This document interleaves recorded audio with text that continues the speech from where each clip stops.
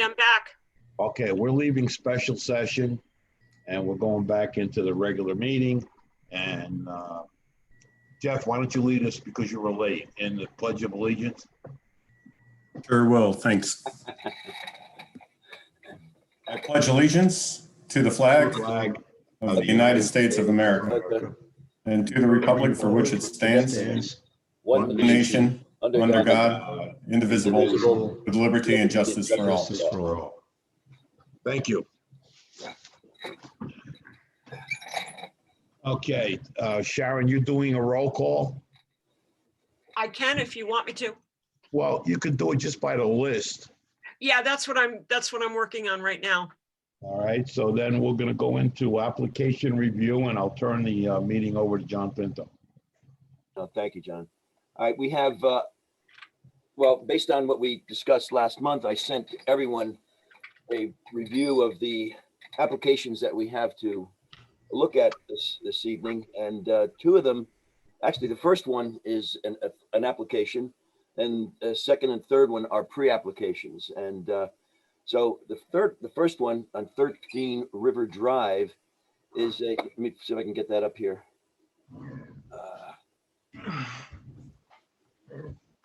That's how application. Michelle, can I have screen sharing capability? I believe it should be all set. I have it as all panelists are allowed to share. Okay, Yeah. by the way, okay, all right. The, see if I can get this here. Yeah, so the applicant proposes to remove an existing pier, ramp, and dock and construct a 4-foot by 36-foot piling supported pier, timber pier, 42-inch by 24-foot ramp, and an 8-foot by 12-foot timber floating dock for private recreational small boat launching and landing. Let me get that the thing up again here. And so what this is the current, if you can see the diagram here. This is at 13 River Drive, which is in the East Norwalk area. This is the existing dock here, which is going to be removed, and they plan to. Let's see if I can get that here. And they plan to move this is the existing dock was located here. They plan to reestablish the dock in the center of the property. Again, distance from it's about 16-foot distance from the property line here and here. Now, as far as I saw, I didn't see any issue with that. I'm not actually wanted to hear from the Shellfish Commission if they had any issue with this dock here. Yeah, John, I mean, has anyone done a site inspection? No, we haven't done a site inspection. Yeah, I mean, that would be my recommendation. Yeah, because it is close to a shellfish area. They mentioned it was a shellfish resource, obviously, in that area right there. So that would be, as far as the dock is concerned, and as far as the positioning and the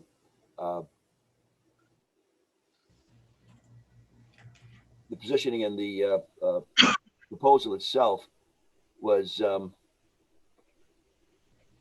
that's here, right?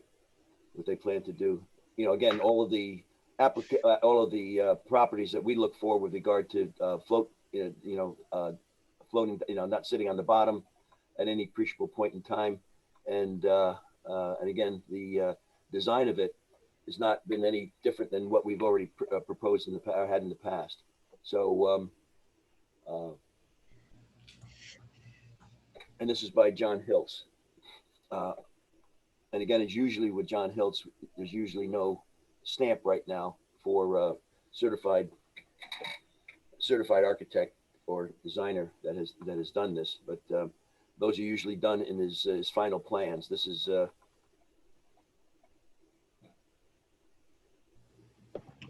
So what you're saying this is the final plan, correct? this is his application, yeah. So this is not application review.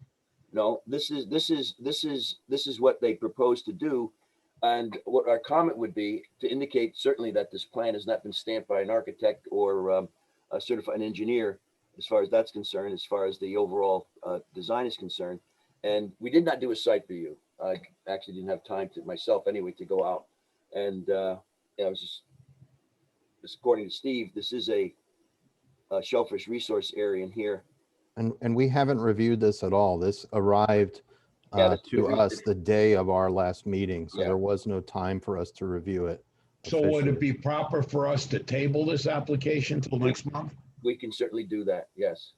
To give all the interested parties the opportunity, being that it's a final, it's not a No, first, it's an application. It's the actual application. That's correct. right? So does someone want to make a motion to table Well, it? I'll just make a couple observations. One is that it extends further, the new one will extend about 17 feet further out. You can see that between the cross section between the elevation between their plan and their proposed. Yeah. But that it is an improvement because the existing dock, it doesn't show it having timber skids. So it does sit on the bottom at the moment. Well, this the old dock does. The old dock, yes. And Yeah. you look at that one. So scroll down, John, and you'll be able to, you'll see the, Oh, right. That's right. Yeah. and so this one's 51 feet out. The other one is, I want to say it's, the He's other going, one's he's going 68 up feet out. further. Yeah. So it will project further out into the mud. And so, I can't say whether that extra 17 feet is in a more sensitive or less sensitive area.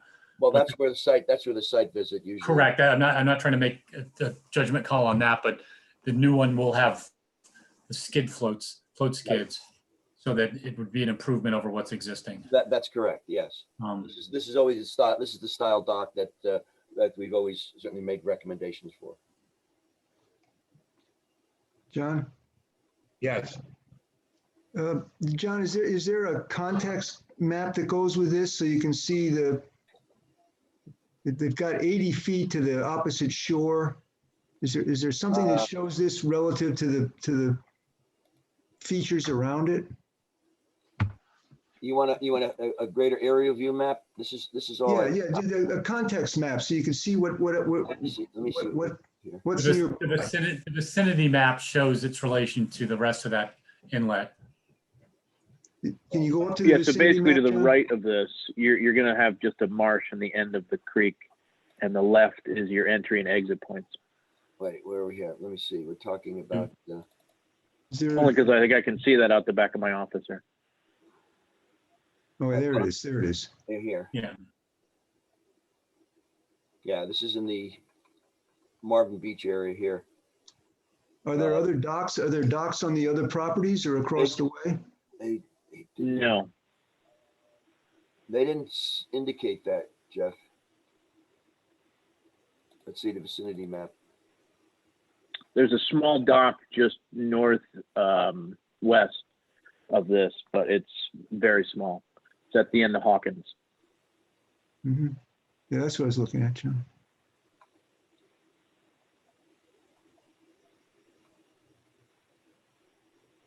Yeah, this is all what we have.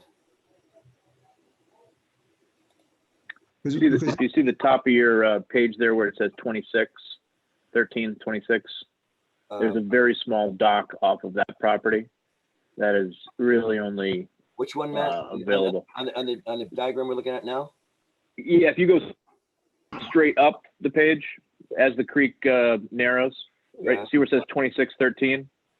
Oh, right, Right here. there? Yes. Yeah. Yeah, there's a very small dock off of that property, but that's pretty much the extent. There's, I believe, 23 or 25. If you go south, they have one off. There's a pier, but that's pretty much it. Okay.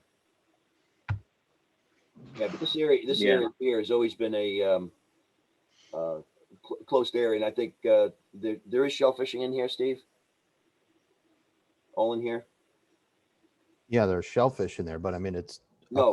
it's a closed area. A closed area? That's a rookery. Okay. Is it a feeder ground, Steve? Do you know? Oh, of course. Mm, Especially because of its shape, the tidal flushing in and out of there. Okay.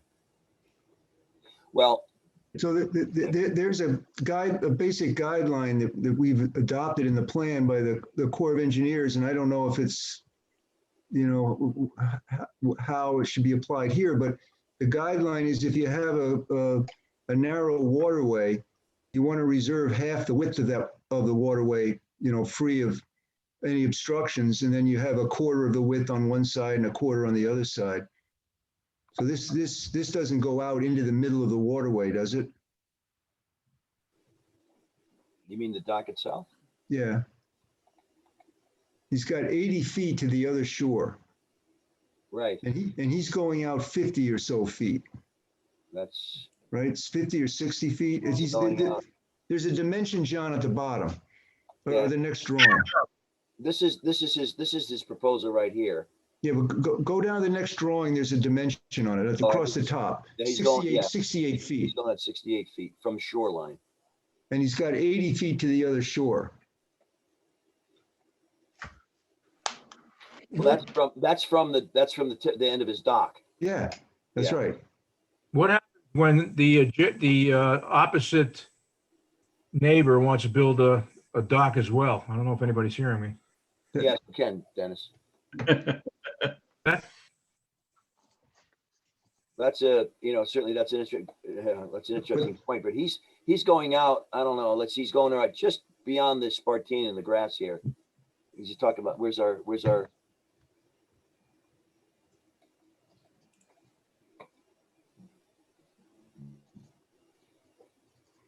Yeah, so if you go by that guideline, it's just theoretical now without being out there, is that the width across of the waterway is 148 feet. So half of that is 74, and then half of that is 37 on each side. So if you were going to do reserve half the width and a quarter on each side, he's already out past that, but that's theoretical, of course, but Mhm. that's the thinking, but is to deal with what Dennis just said, if somebody on the other side wants to wharf out. Well, at a low tide, you want to be able to canoe past it too. I mean, Yeah. without looking at it, it's a little hard to tell. The other observation I would make is that what holds this all together is the ramp is the aluminum ramp is hinged to the dock here, and it's hinged to the float at the other end. And there's a couple of chains It's kind of keeping it crisscross. square. There's Right. no information about what kind of change these are, these aluminum chains, these galvanized chains, what size. I think there's a lot of information of what holds all this together that we're missing as well. Well, this is usually standard for this type of application from the designer, so to speak. But we can table this and seek more information from him. And the reasons for are the stamping. Shellfish needs to weigh in Right. in terms of product being there and or feeder area. And I can send a letter to Mr. Hiltz, indicating those. and ask John for a little more detail on the ramping scenario. I will do that. Okay? Is there, so there was a motion. Who originally made it? I thought did Matt make the motion? No, I made the motion on the issue 5. We talked about it in executive session. There was no motion to table. All right. All right. But I'll make a motion to table. All right. Is there a second? Second. Okay. Opposed? So moved. Okay. That was Mr. Gifford that moved? No, it was No. Jeff. Jeff Okay, Mangles. I can't always see the picture, so Okay, no, it was Mr. Mangelis? Mr. Mangles. No, not Mangles. Sorry, Close enough. Mhm. we Okay. try. I Okay. appreciate it. All right. All right. The next application is, did we vote on that? I'm sorry, I didn't hear. I asked if anyone opposed or abstentions. If not, so moved. So moved. All right. The next application is a applicant at 165 Gregory Boulevard, And what they do is, what they plan to do is to construct a 4-foot by 30-foot piling supported timber pier, 3-foot by 30-foot ramp, and a 5-foot by 6-foot ramp floating landing float, and a 5-foot by 20-foot timber floating dock for a private recreational boat. And let me get that up there. That is in Charles Creek area. And this is the area. This is at the Gregory Boulevard. At Gregory Boulevard, this is Charles Creek area here. And what the applicant plans to do is to build a dock off his property here. This is the line of demarcation as far as we have a rule, not a ruling, but is a recommendation as far as distance width in the Charles Creek area as far as docking, as far as boats concerned. He's right on the line right here. This is it right here. He is also within let's see, his this is his property line here. Oh yeah, this is his property line right over here. Right in here. There is another dock which is up down this region here. Let me see if I can find that.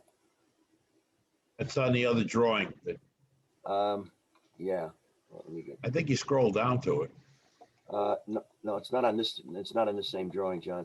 Okay. What they do is they send me one clip at a time here, and it's very aggravating. I don't have the program to combine PDF files. Let me see if I can get that here. Oh, no. Gregory Boulevard.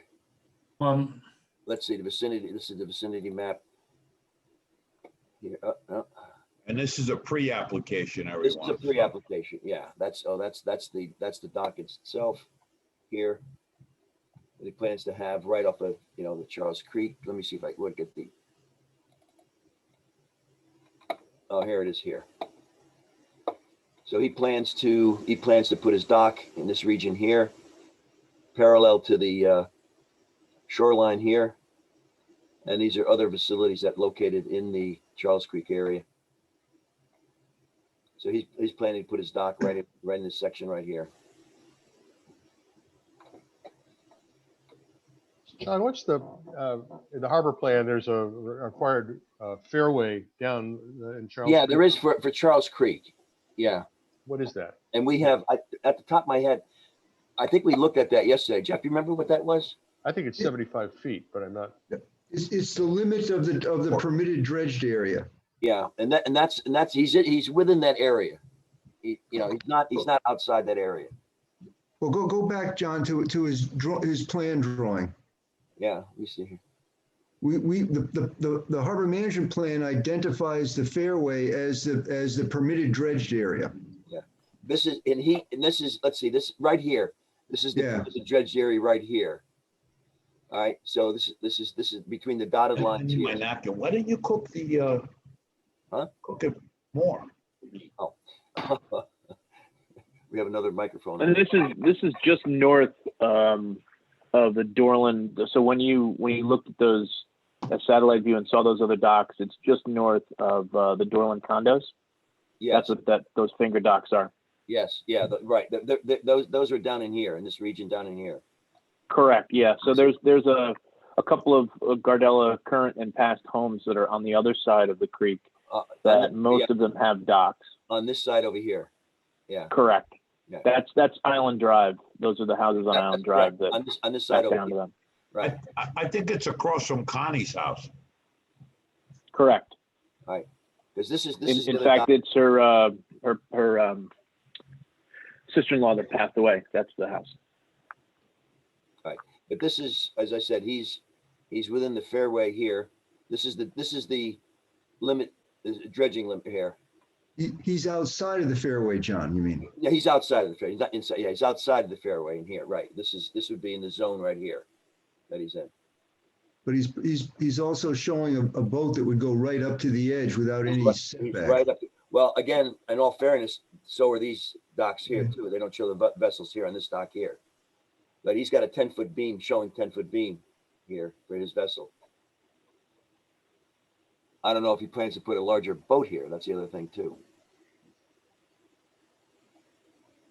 Well, you have to make the condition that a vessel docked at that Right. the proposed dock couldn't extend into the into the fairway. fairway. That's correct. Right. I mean, that would be the recommendation, as I said in the pre-application. We will see this again. Can we just make a recommendation based on the distance from the property line to where that dotted line that you were talking about that they're brushing up against, and just says it has to be within that with a buffer of 2 feet or something along those lines? We have that for, for federal channels, boats along the federal channel. I don't think we've ever made any recommendations as long as he's, right in the fairway as far as like a creek is concerned. But The harbor, the plan says Charles Creek Navigation Fairway. I don't have the copy in front of me, Alan. I do. Oh, you do? Okay. A navigation fairway to be kept free of any fixed and floating structures is designated in Charles Creek. No fixed and floating structures shall be permitted within the boundaries of the 8-foot maintenance dredging area authorized by State of Connecticut, COP, blah, blah, blah, blah, to the Charles Creek Association. Yeah, but do we have anything indicating, for example, if they're right on the line here? We do for the federal navigation channels. I think we have a 20-foot. I think is it a 20-foot? As I just said, the navigation fairway is to be kept free of any fixed and floating structures. Right. In Charles Creek. As far as this is the navigation freeway right here. Right? That's the dredged area, right? The proposal would be within the dredging side slope of the area. Yeah. Yeah. And that's one of the reasons for having the setback, so you don't have structures within the setback, which is the side slope of the proposed dredging area. In addition, the plan requires 55 feet of unobstructed width between vessels on either side of the building. Yeah, he's talking from his vessel to the other dock is 95 feet. And then then on the diagonal there, he's talking 111 feet to the other dock, which is north of that. He's talking dock to dock. Dock to dock. Not vessel. Dock to dock, yes. Not vessel, I'm sorry. Dock to dock, yeah. John, why does he have to put the floating dock within the side slope of the dredged area? Is there a reason for that? If you move the You mean in this way here more? if you moved it in so that there's no structure in the side slope? Yeah, I don't think I didn't see, did they have? It's pretty shallow as you get close in there. Yeah, it is. Yeah, I'm sure that's the why. He wants as much water under his boat as he can get. If you're going to do it once, do it to the edge. I don't have, oh, here it is. Well, he's out past mean low water. Yeah, so all right, this is the shoreline here. What if he moved it back to just past mean low water? Back in this region. Go back, John, to the plan drawing. His original plan? The plan view. Not the cross section, the one you had before. This one here. Yeah. So what is the mean low water line there? Is it the dashed line here? There it is. There's mean low water. Right here. It's 25-foot easement. No, the mean low water line. Oh, over here. I'm sorry.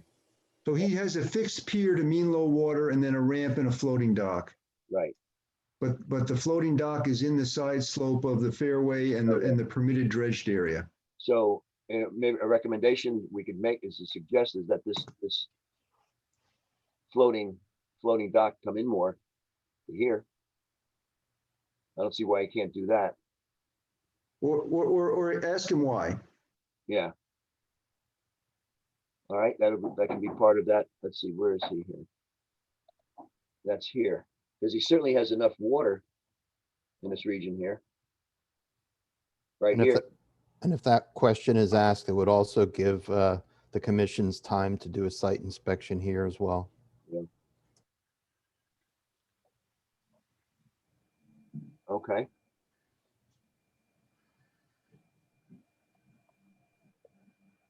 All right, we can do that. Because yes, I mean, if you can even truncate this portion right here and bring this in, you'll still have plenty of water in this region here. This is the, oh, this is right. This is the mean low water line here. That's right. He's right at the ramp here, juncture. And that 30-foot boat's going to draw like 36 inches of water. 5.4 feet of water there in that area. Right. You know, it's not clear to me from this drawing is we have, at the top, we have the limit of dredging to 8 feet mean MLW, mean low water. To the left of the drawing, we have a dotted line that shows the slope. You know, we don't have that on the other side. It would be nice to know, interesting to me to know where that slope happens on the east side of the creek. We're talking on this side over here. Well, yeah, yeah, it'd be nice if it was symmetrical, that if the new thing is the same as the thing on the other side, that would be more encouraging to me. I just don't know where the mud and sand sloped area is on the east side. Is it inside of the limit of dredging or is it outside? It's not really clear. Where are you referring to, Alan? On the right side over here? Yeah, I mean, we have two lines on the left side. You have two lines that indicated mud and sand. On the other side, we should have two lines in mud and sand as well. I'm just curious where. No, yeah. Or maybe Jeff can help me. The limit of dredging, is that include the sloped area or does it not? That's the. Well, the area that I believe he's shown is the side slope, so it would be 3 times 8 feet. Right. So that's what we would typically want to maintain and not have. That's one of the reasons, besides safety, is having a side slope so it doesn't interfere with dredging, and the typical side slope is 3 times or horizontal distance 3 times the depth. Right. It's labeled a 2 to 1 at the bottom of that page. He's got 2 to 1. Yeah. So 2 to he's 1. got The bottom of the. Yeah. Oh, right here. Oh, he's right here. The limit of the 1 and 2. Oh, that's interesting. So that would mean he's got a 16-foot wide side slope. Or I think we should just ask him, John, why he can't pull shorten it back to have the float outside of the side sloped area. That's fair enough. I'll send a letter to Hiltz. Yeah, I mean, he's going to say he doesn't want his boat sitting in the mud at low tide. Well, I don't know. I don't know how much water he's going to be drawing here. If he draws 3 feet and it's only 5 feet at the, okay. the outer edge, at the 2 to 1, 10 feet in, that's 5 feet up. That's and low tide is lower than mean low is just the mean low. Right. That's right. Blowout tide, he's sitting in the mud. So other jurisdictions are recommending cradle type devices for situations like that. So something analogous to a float stop on the bottom of a dock. Right. Do I have you mean the boat up on a davit? Not a davit per se, just just a fixed structure under the water. Oh. All right, no, we can bring these points up to Hills. And see what, and we can have them come back at the next meeting to perhaps discuss the options. So we're tabling it then, so we Yeah. get questions answered? Yeah, well, as I said, these are part of the pre-application. We can send him that information and see what he responds to.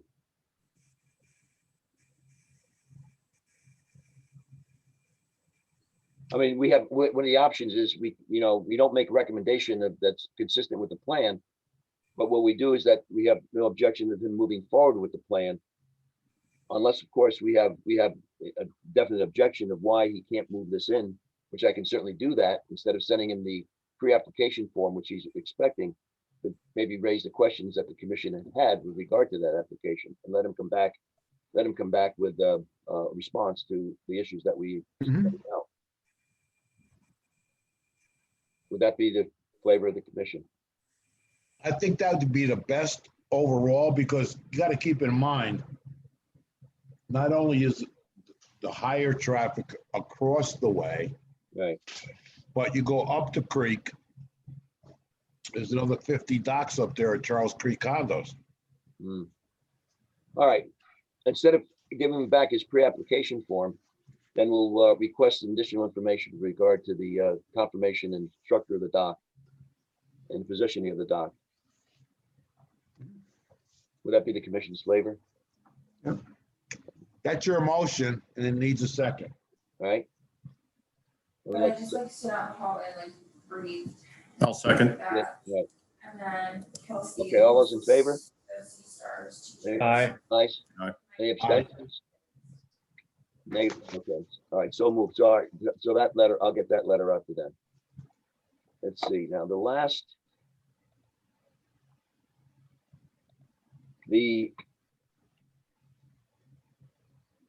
third application in the is 38 Yarmouth Road.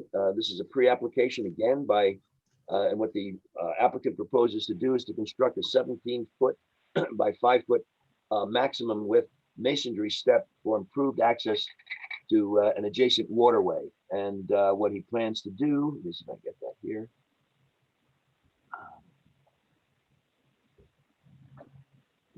Is to put some masonry steps. This is on his property. Let me see if we can. Let's see. That's beach access? Yes, this is right here. This is property right here on Yarmouth Road. Here, what he plans to do is to put these masonry steps here for access to his, let's see if I have another.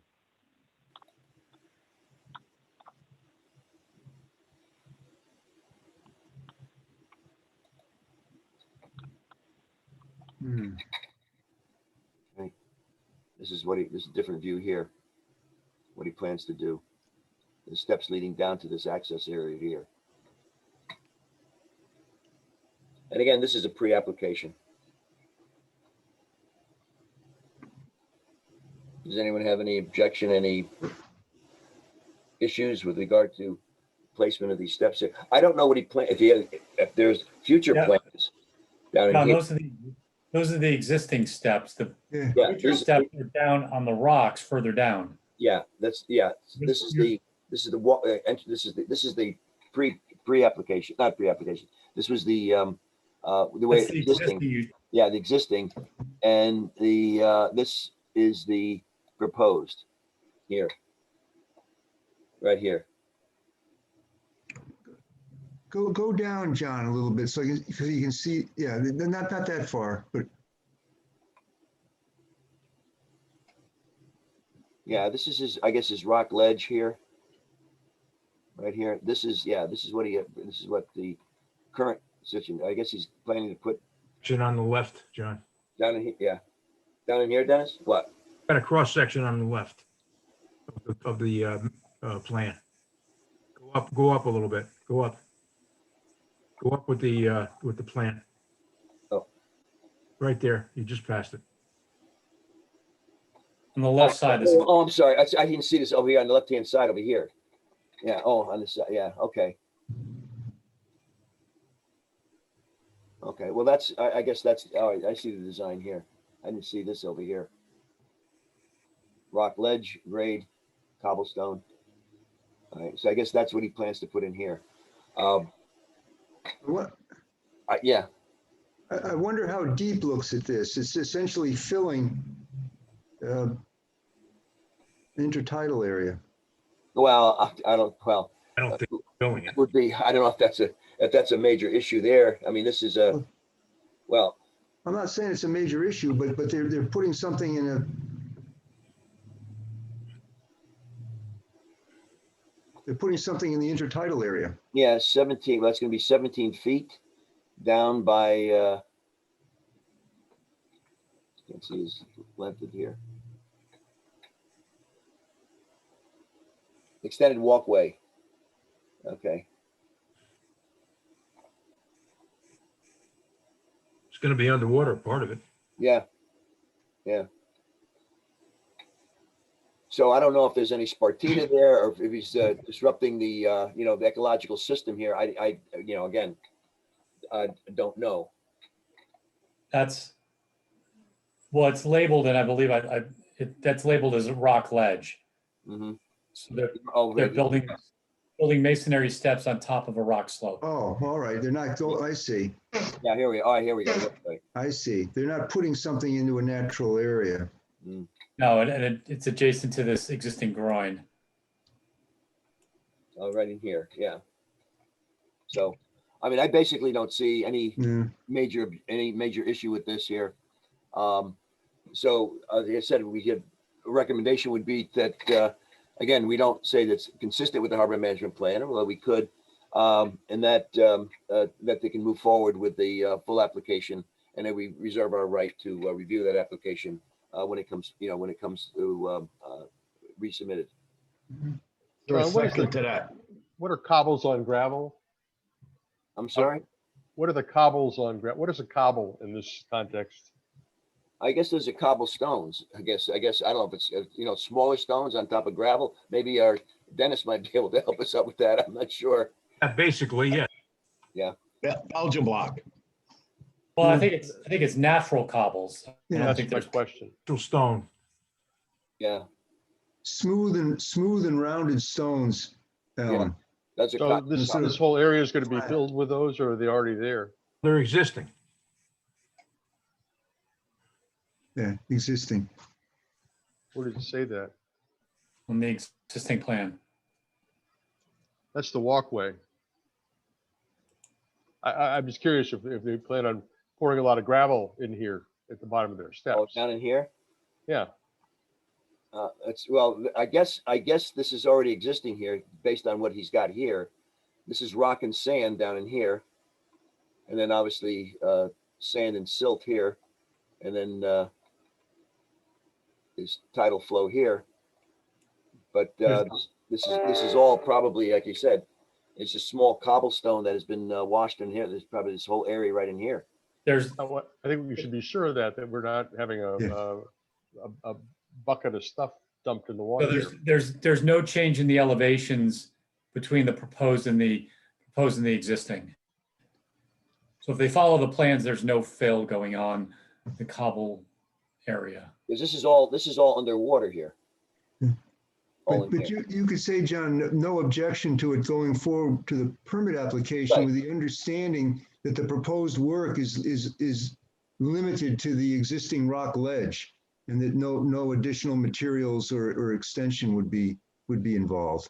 All right. I mean, I could certainly contact the applicant, which is Mr. Hiltz again, and indicate perhaps our concern whether there's going to be additional material being shoveled in here to extend. I'm sorry. Look at the plan sheet and then compare it to the proposed.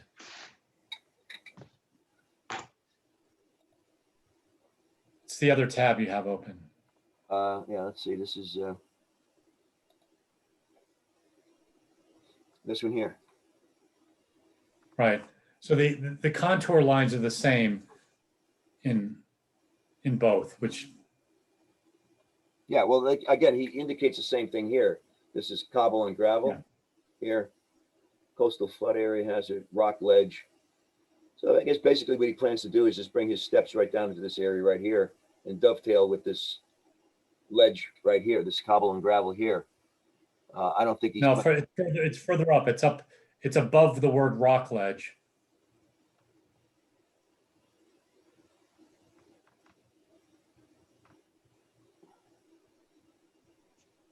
Are you talking in It's here? in that area. Yeah. That's where It comes down. Yeah, and it comes down. It comes down it comes here. down from the. Right. No, it doesn't. It doesn't go into the cobble area. Well, he's got. Look at just. Yeah, well, no, well, maybe I didn't see that, but it's. The scale might be different here. Yeah. Well, He's yeah, talking, well, just this is where he is right here. He's stopping right here. right, right, which is the rock ledge Right. at elevation -1. And then if you look on this section that Dennis pointed out here, this section AA, he's coming right down to this cobble with this cobblestone area right in here. Right, he's ending before the gravel Before starts. this area right here. Apparently, this is it's 17 Yeah. foot from here to here. It's all in the rock ledge. Right, he's ending at the rock ledge. That's Right. correct. So, like I said, I don't, if anyone has any pressing issue No objection. with that, we can forward our pre-application review comments to him. All right. Anyone want to make a motion for that? I motion that we. We need a second. Second, All right. Okay, so as I said, I'll Any objections, no, abstentions, no, or so moved? okay. All right, let's go to this. And the fourth item here, I'm not quite sure how we want to handle this. I got a letter from Brian, and this was for work that was being done on 3 East Wall Street zoning, which is right across from Collins Funeral Home, and they plan to do some building behind that. Now, the issue became, do we want to look at that? This is within the coastal management area, but there's nothing as far as Brian was concerned. It says here he wanted us to come up with some sort of language. Should we come up with some language that embellishes what is already in the code, NOAA code. And what we have here is that he points out that should we add that we have a jurisdiction within 1,000 feet from the coastal management area? Is that necessary, Jeff? I don't understand, John. I don't understand it either. I don't know what he wanted us to come up with a comment about. Well, first of all, John, you don't want to not review the application because it is within 1,000 feet. Right, but now. Otherwise, you don't want to lose your right. That's right. But secondly, I don't know how much we can weigh on more than DPW would do or any other city agency, because the elevation of where they're talking about has got to be 30 feet higher. Yes. Than the water. The issue is it contiguous? Is it that's the point that we're trying to bring out here, is that review all proposals for dredging, filling, and constructing and altering any structure on, in, or contiguous to the harbor. No, John, it's affecting the property on, in, or contiguous. Yeah. So the property, the project can be removed from the waterfront, but it could conceivably affect the harbor through. That's correct. Through runoff. Through stormwater. The stormwater runoff. And we've had those issues before in that area where they wanted to build, for example, across the street from East, where the motor inn was located on that side, close to the harbor. There was runoff at the time that they planned to redesign some of the parking area over there, and as well as there's another building upwards that we also reviewed, and that we also made comment because the drainage that was off that street goes right into the harbor. I think, as John said, that we should stand by that any proposal within the coastal boundary should be forwarded to the commission. And if it doesn't have an impact, we could simply say no objection. And if it's, for example, we could say it's consistent with the plan. do we have to embellish on any of the wording in the NOAA code? No. No, that was the I question. think, well, I would say then, I'm sorry for interrupting, that it's not just the properties on intercontiguous, it's applications affecting the properties on intercontiguous. That's the language in the state statute. And that's why we've always had I think we should mirror the state statute and the harbor management plan, which talks about affecting the properties on intercontiguous, not just the properties on intercontiguous. Okay, then that would be the modification that I'll send back to him. Because he was asking for some verbiage. I said, we've already got what was already in the NOAA code, and we also have reviewed of applications that were within the coastal management area. Good evening, gentlemen. Perhaps I should introduce myself. I'm representing the applicant for the 3 East Wall Street site and the applications pending before zoning. I can tell you what Brian told me and why I showed up, and I'm happy to give you a presentation on the project on the text amendment. Should I continue a little bit? Please, yes. Okay. Because I wasn't certain exactly what Brian was asking us to do. Yeah, I don't want to get in the way of what we already do anyway. Yeah, I don't want to get in the way of whatever your jurisdictional questions are between what the Harbor Management Commission should review or shouldn't review vis-a-vis zoning or DPW or anyone else. But I have a duty to my client to make sure his applications kind of proceed in an orderly fashion with the rest of the city agencies. And I think at least what Brian has told me is that he is looking for the Harbor Management Commission to comment on the proposed text amendment that's associated with the application. And I can explain that.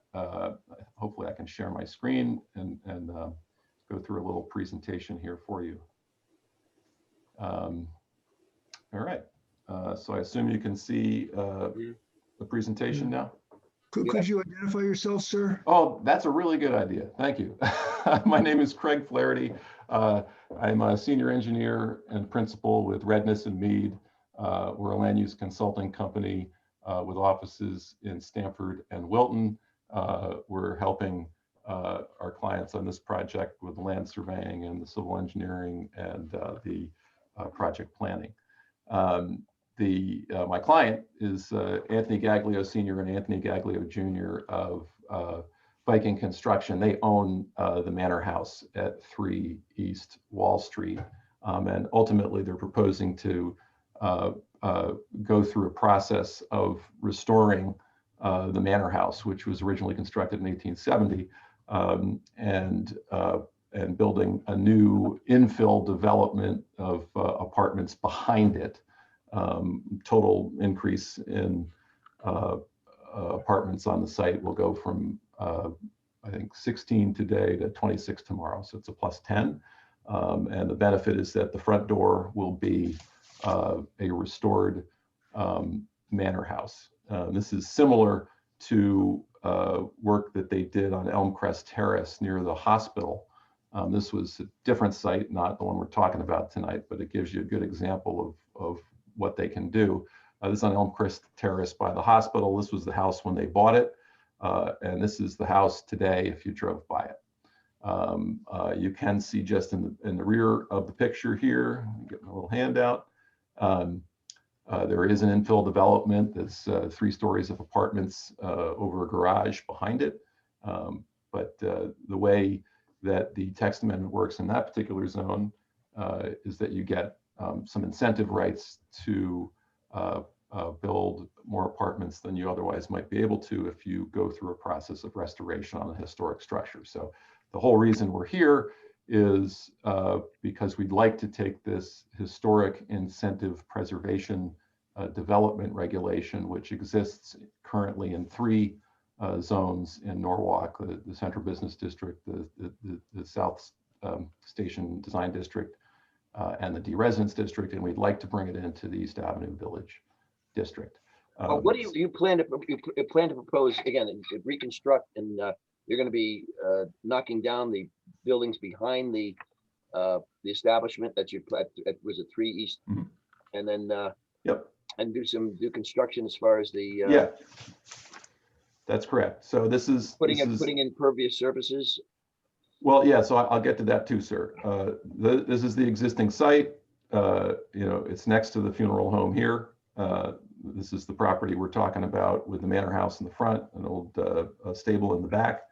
The stable in the back will be removed, and in its place, we would put a new apartment building in the back. So here's a rendering of the restored front building, and with an existing tree in the way, you can just make out the building in the back. I'll take the tree out just for the purposes of taking a look at this exhibit, but this is what would be built in the back of the site. In particular, again, Brian suggested that you should comment on the text amendment application to apply this zone.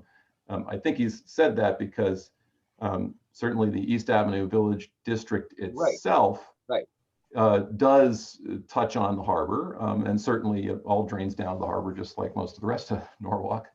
But the properties that would be enabled by this particular text amendment are in fact not on, I'm locked up here. That's good. Somehow my you're not, it's not on in a contiguous. Yeah, exactly. But we are introducing a standard in the text amendment that you might find reassuring.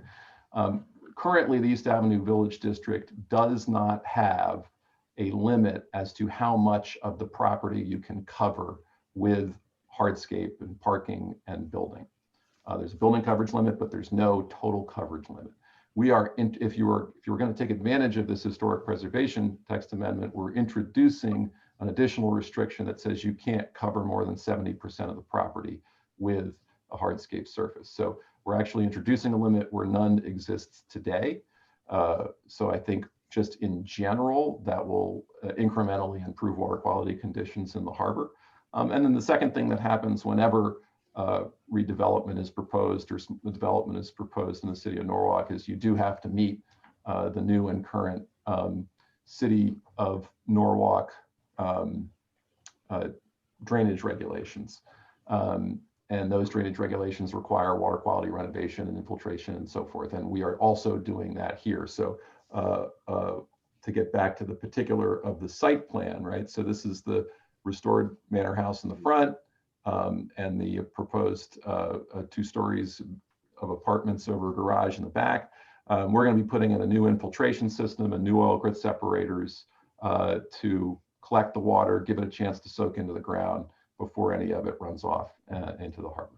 Have we been sent those plans as well? Well, again, I don't know what you've been sent. No, but, they're on the Norwalk's website. Yeah. You know, they're there on the website. This is a pending application with zoning. Right. So Brian had requested that, and I said, well, we normally review our applications of this sort that's close to the harbor, and we've done that within that 1,000-foot, I guess, that area that was mapped out, and we've reviewed our applications of this sort before.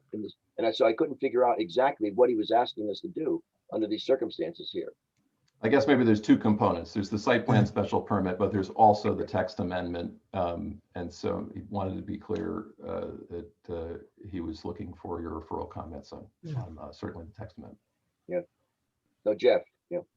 Well, I think the site plan should have been referred to the commission and with the understanding that the proposed project will improve stormwater management on the site. The commission could say that that's consistent with the harbor management plan. Right. And then if Mr. Flaherty is saying that the proposed zone change is to put this property into the East Avenue Village District, is that what you were saying? It's already in the East Avenue Village District. And so what we would add a historic preservation incentive to the East Avenue Village District. And I'm sorry, and the provision you're talking about limiting the amount of impervious surface? It is in that incentive. So you get some extra rights, but with those extra rights come certain responsibilities. Prime responsibility being the appropriate restoration of the historic structure, which in this case, by the way, we've been to the Historic Commission and they've endorsed the application, both the text amendment and the proposed site plan. the additional restriction that you can't cover more than 70% of your property with hard surfaces. And that would only apply when you're, for the historic That's aspect. It wouldn't apply throughout the whole East Avenue Village District, that just for the, so I think that's, so, and it wouldn't eliminate any other aspects of the Village District. So No, this is really additive when you want to do this certain thing. I see, yeah, okay. So I think you could say that that's consistent with the plan, with the understanding that if you're adding a more restrictive standard for site coverage, with the understanding that would reduce runoff, that's something that the plan would support as well. Because the plan's policy is to support measures to manage non-point source pollution, and so I think it's appropriate to consider two actions for both the site plan and the text change as being consistent with the plan with those understandings. What was the issue as far as 70%, Mr. Clary? What was that? You can't cover more than 70%? Yeah, so currently in the East Avenue Village District, that whole green area, there is no limit on the amount of site coverage you can have. And if you look at an aerial of some of the properties up and down. Aren't you covering, well, you have to cover 70%, or you have to cover?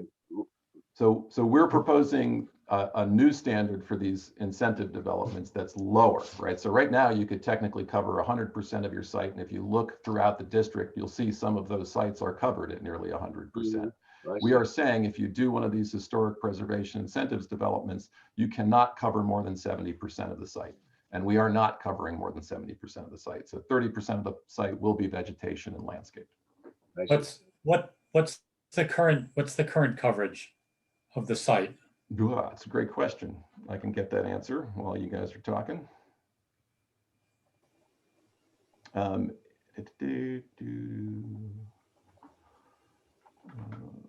see here. Yeah, it's on this chart, hopefully.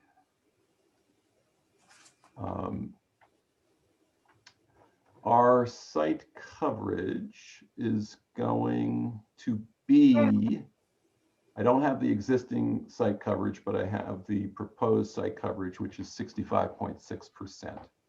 It is a little higher than today. There's a slight increase in impervious coverage with this application.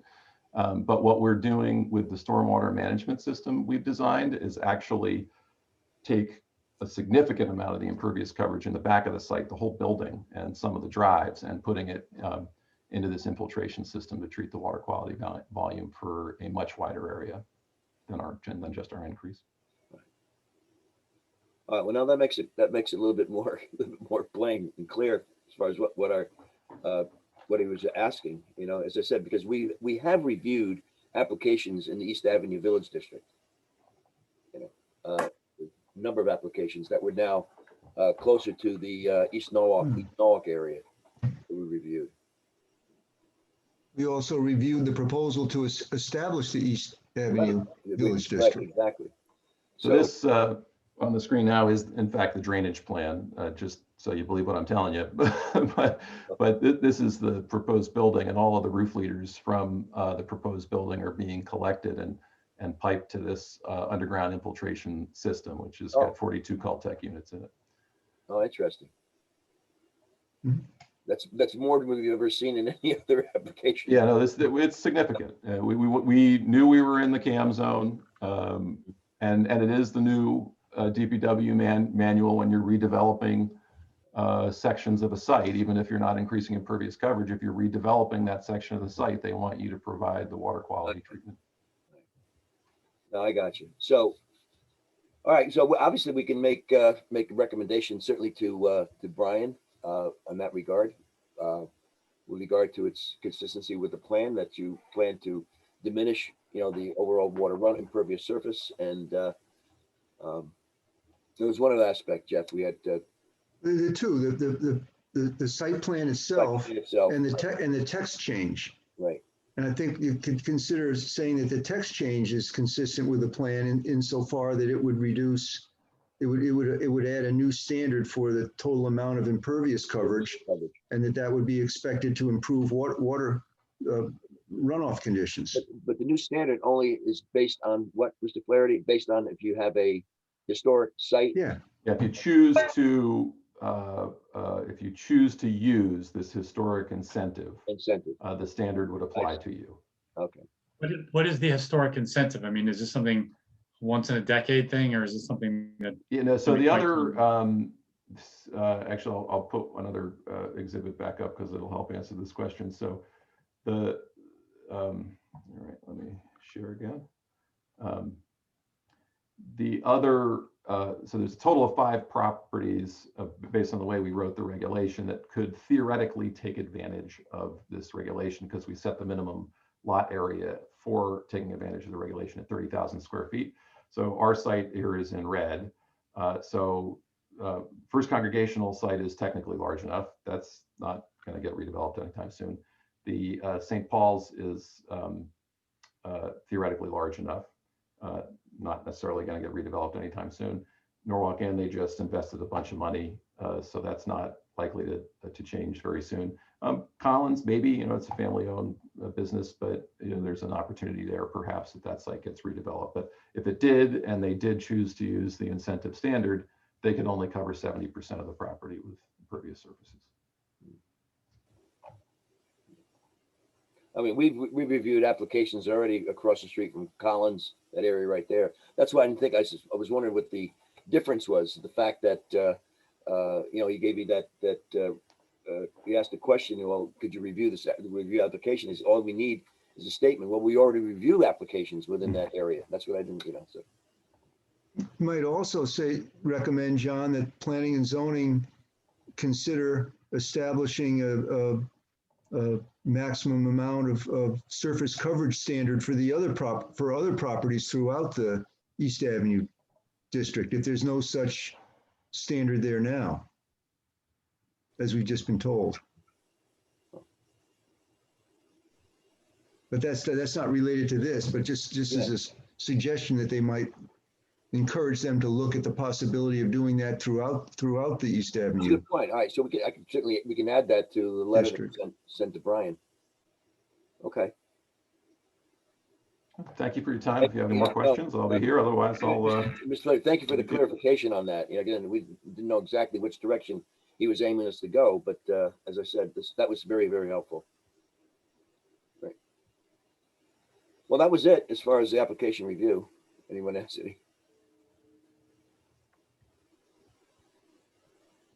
Any other comment?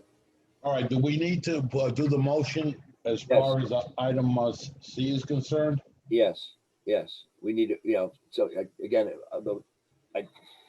as far as those points are concerned, as I said, what we had talked about with regard to the impervious surface, again, changes that would be made to for any individual. No, I was talking about item C.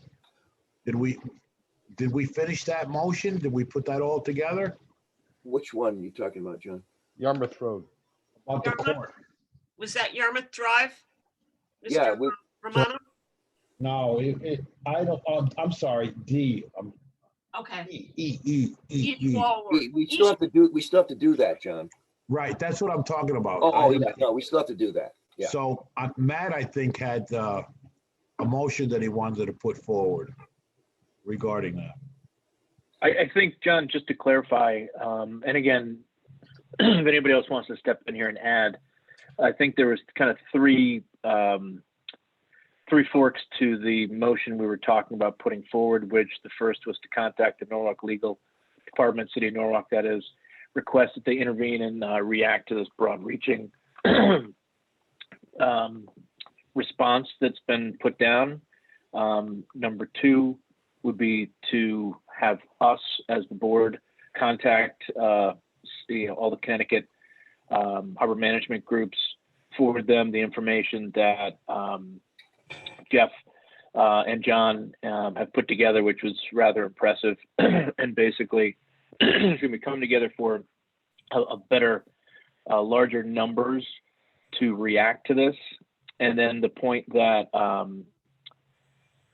trying to think, I think it was Chris that made, as part of this motion, was to forward a request or a copy of this to our state representatives and or senators to see if or who any of them would be willing to get involved or to champion an issue against an egregious manner that we're talking about. Apologize for interrupting, folks, but did you need to make a motion on 3 East Wall? Are you guys all set? Or No, we jumped ahead. We still have to make a motion on that item on 3 East Wall Street. You know, and as I said, we started to put that little verbiage together with regard to the making the recommendations that you had indicated for historic area with regard to maximum 70%. You can't go over 70% for an impervious surface, and then I forget what the other language that we had put in there, Jeff. Greg, the bottom line is we're not opposed to the application. We're going to give a positive response. And we didn't review the application per se, did we? No, we haven't, and I don't know why we didn't get the application per se to look at. That's right. The amount of drainage and the type units that were going in and the engineering report that goes with it, which you probably created, Craig, right? I did, yeah. Because that's normally what we do in the application review. Yeah. Anything that's within 1,000 feet of the water. Okay, so we have no objection. The elevation has to be at least 30 feet or more off the water, but it's a matter of capturing that water on site so it doesn't have a negative impact on the upper. It sounds like perhaps, if I may, you could find that based on the applicant's description of the application, it is consistent with the harbor management plan or not, or you just can. No, without reviewing the plans, we cannot. Okay. But also to review them properly, they have to be forwarded from the planning and zoning department. So the only application, and we're jumping all around here, Matt was started, but the only application we received to act on was the text change. Mm-hmm. So with the understandings that we have, the commission could, if you choose to, could say that the text change is consistent with the plan insofar it was expected to have a positive impact on water quality. And also include a recommendation that planning and zoning should consider a similar standard throughout the East Adams district. But we also could put in there that we're going to request the right to review the drainage as proposed. Yeah, that should have been forwarded to the commission. Right. Point of clarification, Mr. Romano. Yes. Okay. I mean, I just need to get this clear. Mr. Gifford was talking about. Well, we're jumping between. About E, item E. That's correct, Karen. Yeah. Right. Okay, so. That still has to be. Mr. Flattery was talking about item D. D. That's correct. As the dog. We didn't finish that. We didn't So finish whatever Matt said on item E, just hold that for a second so we could clear up and Mr. Flaherty has an understanding of where we're going and that we're not posing an objection, but reserve the right to review the plans. Okay. Just give me a second here. All right. And I apologize for that because I thought that you had put something together on item D already. No. And I jumped us over to E. Sorry about that. Okay. So, all right, I moved the text and now I just need to know what you're gonna move, what the motion's gonna be. So just let me know. We're moving D. And Jeff, you want to give her some verbiage on that, please?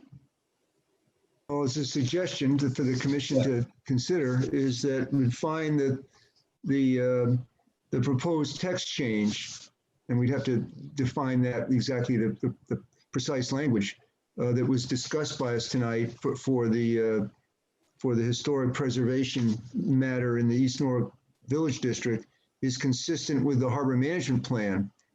with the understanding that it would result in expected to result in an improvement of stormwater conditions on the affected sites. And that further. Hold on. The preservation plan is consistent with the harbor management plan in terms of. No. The submitted text change. I got that. Is consistent with the harbor management plan with the understanding that it would result in improved stormwater management.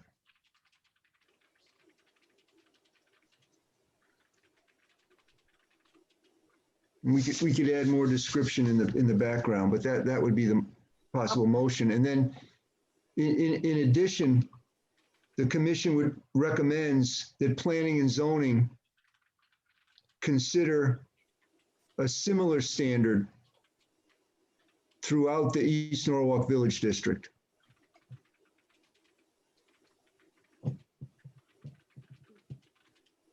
The East Avenue Village District? No, East Norwalk. Oh, East Norwalk, yeah, East Norwalk. No, it's not East Norwalk. It's East Avenue. East Avenue Village District. That's right. East Avenue. East Avenue Village District. Okay, it's East Avenue, right? Yeah. Yes. Okay.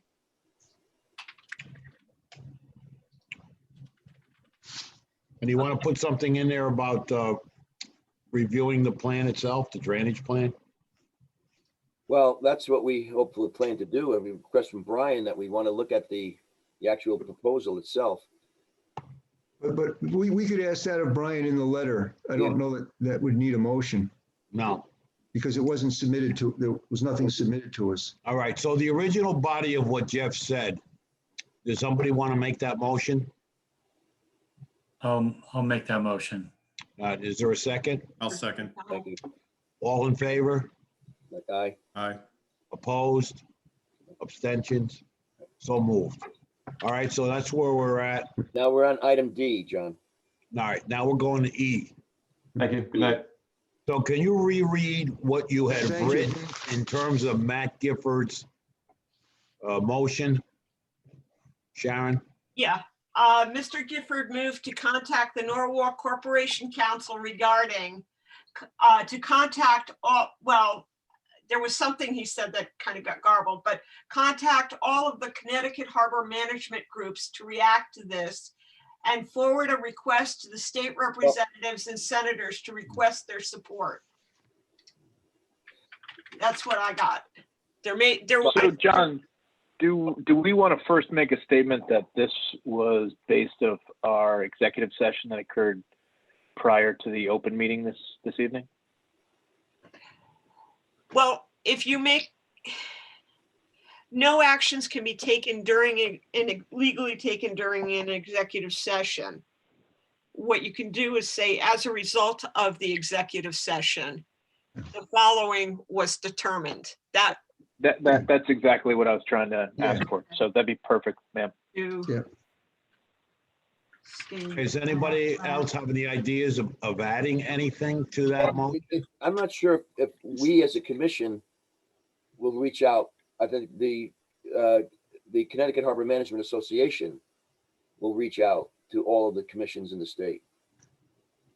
Yeah, I think the goal was to get the impressive document that you guys were able to put together in their hands so that they understand the urgency and the magnitude of what, you know, this potentially could turn out to be. I mean, somebody has to carry that information to the Harbor Management Association. So if not us, whom? Yeah, but the point is, and it's well taken, is that we're going to create an interconnectivity of like-minded people from these other harbors. We're going to make common cause with the other harbor management commissions on this issue. All right, do we have a second on this motion? Was anything representing corporate counsel's attention to this? Yeah, I think it was, excuse me for interrupting, the Karen or Sharon didn't quite make a distinction between 1 and 2 that Matt said. So number 1 was to contact the law department or the corporation counsel's office to bring this matter to their attention and request their assistance. Hold on. I'm thinking it through here. I don't know if this, matter to their attention.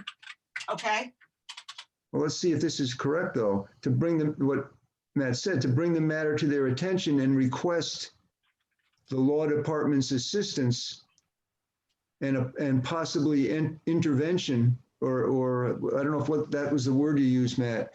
Well, there's two things. There's the amicus brief, or possibly joining the suit with the town of Greenwich. Right. For which they can do some research and understand the pros and cons of both. Yeah. We want But to at a bring minimum, I think we were requesting an amicus brief. Yeah, but with that request, it may need further conversation with them. So whomever they assign to it should meet with the committee to help them. It's contacting the law department to bring this matter to their attention and requesting the appropriate assistance through either an intervention or an amicus brief or whatever is they consider the proper way to assist in resolving the. Right, and I also would, at this point, because it is very, very important, that the mayor obviously be copied on it, and I would copy the whole council as well. Yeah. So is it the first part to contact the law department, the mayor, and the common council? Yes, that would be all in one document. To bring the matter to their attention and request their assistance. appropriate assistance to assist in resolving this is what I've got. Okay, that sounds correct to me. That's good enough for now. Yeah. Yeah. All right. Is there a second to that motion? That was part of it though, John, right? Or that was Yes. the first. That was number one. It's Okay. all part and parcel. Okay. I think we covered, and Matt touched on all the areas that we want to do. How we sort it out later. We could do that without. But is the second part to support and pursue appropriate legislative changes? No, that was the third part, I think. But It was the third part. Do you want to read back? Yeah, sure. Read it back. Mr. Gifford moved to state that as a result of the executive session, the following was determined. I don't want to use the word action. 1, contact the Norwalk Corporate Council to bring this matter to their attention and request their appropriate assistance in resolving this matter. 2, contact all Connecticut Harbor management groups regarding this. 3, forward a request to the state representatives and senators requesting their support. That's all correct, but on the first letter, in the first part, that we CC the mayor and also the common council. And CC the mayor and common council. And the third aspect of forwarding, contacting the state legislators, that would be for the purpose of assistance in achieving necessary legislative clarifications, right? Not the. Not as an awareness. They need to assist, correct? Yeah.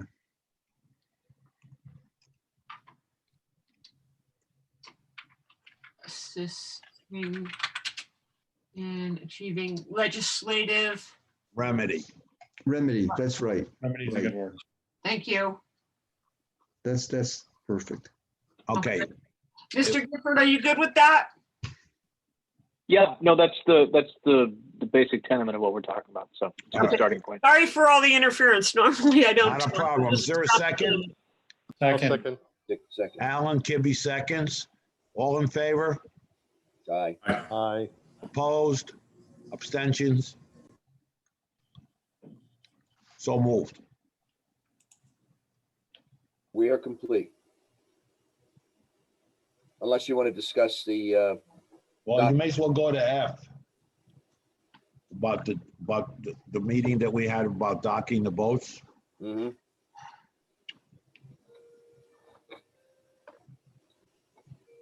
we had a brief discussion with our harbor master to discuss the placement of the two vessels. Those are the excursion vessels, the maritime vessel and the Seaport Association vessel, discussing site plan A and site plan B. Site plan A is location of the dock between bridges, and site plan B is the location of the dock in the South Water Street area, which is adjacent to where the police dock is. And where they also plan to put we haven't heard yet, the underlying cables for transmission lines. But in any event, after discussion with the harbor master, I think we had a proposal, Jeff. We had an item that we wanted to propose from the harbor master and from the commission. Well, it was a follow-up discussion to the last, and it was a follow-up discussion, not a meeting, because it only involved the harbor master and the chairman and application review chairman to continue the discussion of the latest vessel relocation proposal that was sent to the commission last month. Yeah, let me see if maybe we can get that up. And that was the proposal that had two sites, as John mentioned, and that DOT would utilize those sites for the operation of the two passenger boats in accordance with the best conditions at the time. So there might be times when they would use site 2 and other times when they would use site 1. Let me see if I can get that here. I'm just talking, John, now. It's just a background. That's not a motion, but no, I know. But the thinking, the discussion had to do with again, following up on the review of the vessel, the navigation risk assessment, which clearly determined that there's more risk associated with operating the boats between the bridges. The thinking was that we should make the commission should make its comments to DEP at the earliest possible time to do this while the application is being reviewed. And it seemed not seemed with the harbor master and the Marine Police Department are of the opinion, and the harbor master has the sole authority to station vessels, that for the duration of the bridge project, there should be no operation of passenger boats between the two bridges, and therefore that the proposal that was submitted to the commission most recently, and the drawings aren't dated, but you can refer to them, which would involve using both of those sites, should be revised, and that because of concern about the adverse impacts on the risk to public safety, there should be no operation of passenger boats between the bridges during the course of the bridge project. Yeah. So basically, what they're proposing, I think I have the application, not the application, but I have these sites here where you recall on the screen. Everybody see the screen? They wanted us to make a decision, or not a decision. They're going to put actually two docks. The dock here, which is the South Water Street area, with a parking lot to drop off and pick up, buses here, drop off passengers for the two excursion vessels here, and the other one was. We don't want to get into this was a discussion into a situation where we develop conditions under which one site could be used and the other site could be used. Right. We have the navigation risk assessment. We had a recognized expert in that, or authority in that field, review it with us, and for the purpose of maintaining public safety and achieving consistency with the plan, the harbor master, the police department, and the Harbor Management Commission cannot support the continued operation of the passenger vessels utilizing the proposed Site 1. Site 1. Right. During the duration of the project. And therefore that proposal should be removed from the permit application. I think that's a motion to consider. do we need to be more specific with the duration of the bridge project? I mean, they are doing preparatory work for the bridge project now in the water in that area. Is that effective immediately? That's a good point. Yeah. Because we're reviewing the permit application now. So how do we define the duration of the bridge project? And it would probably be with respect to implementation of the work that they're getting approved now. So this permit application is for when the work starts for the construction of the bridge pursuant to this permit application. I think that's when I'm just thinking out loud, but that might not that be the beginning point because it's part of this application.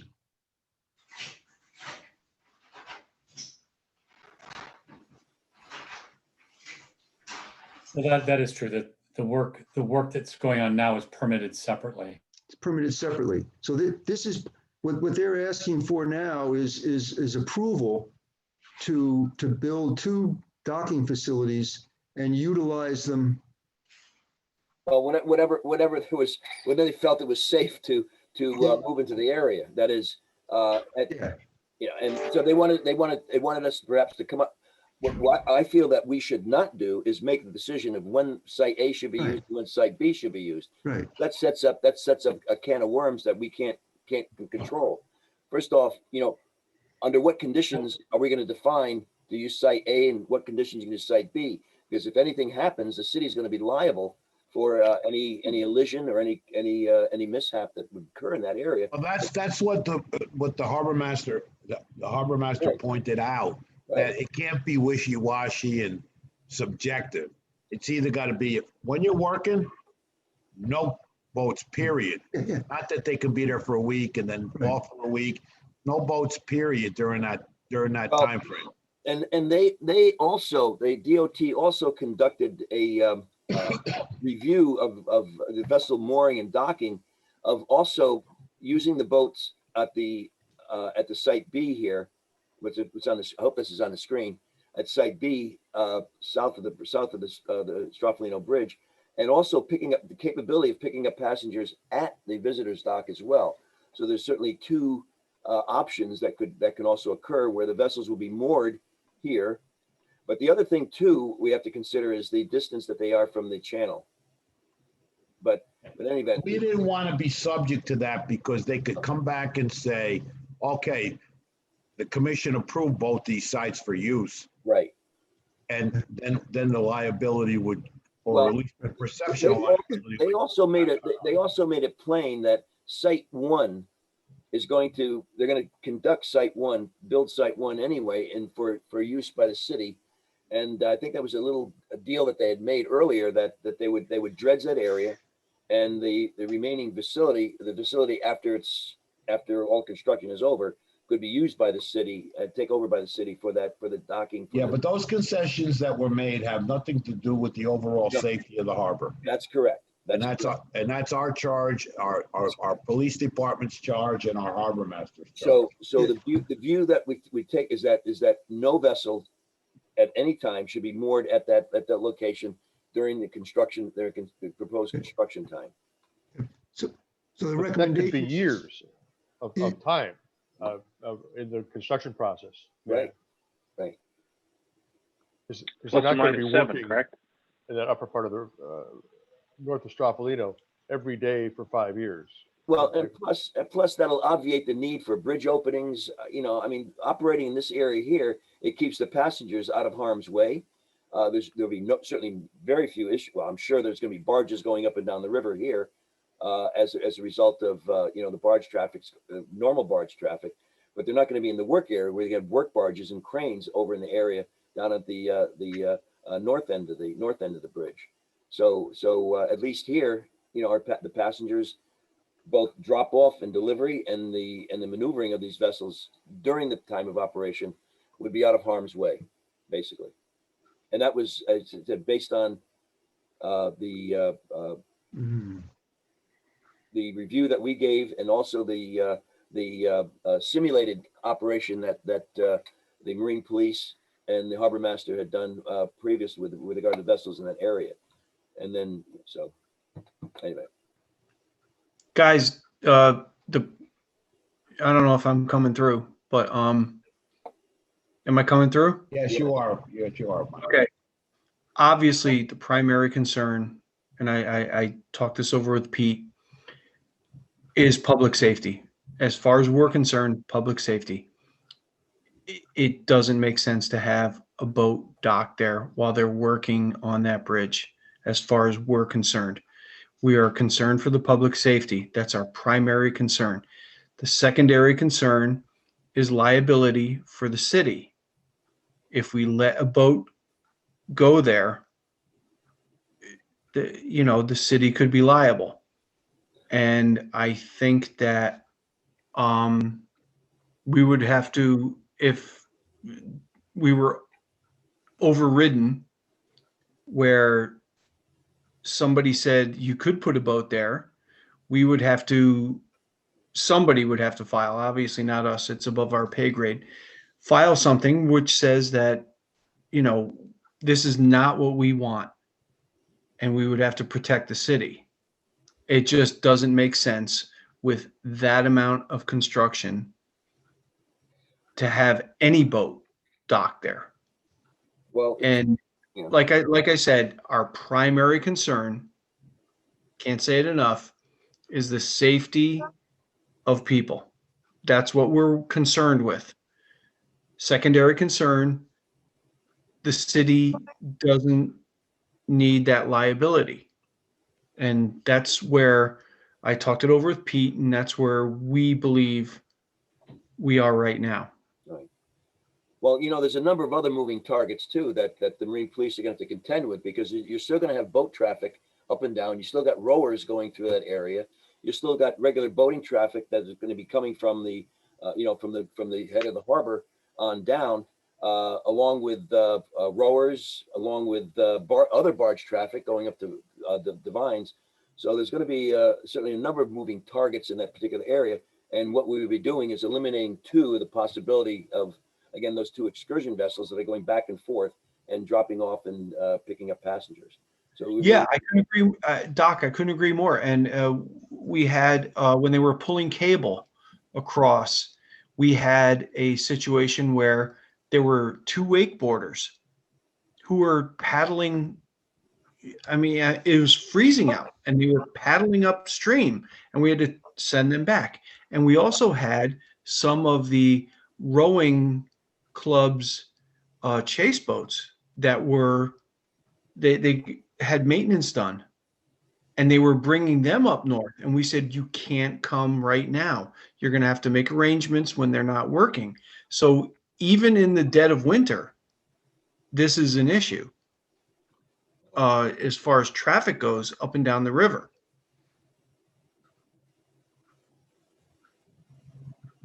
Yeah.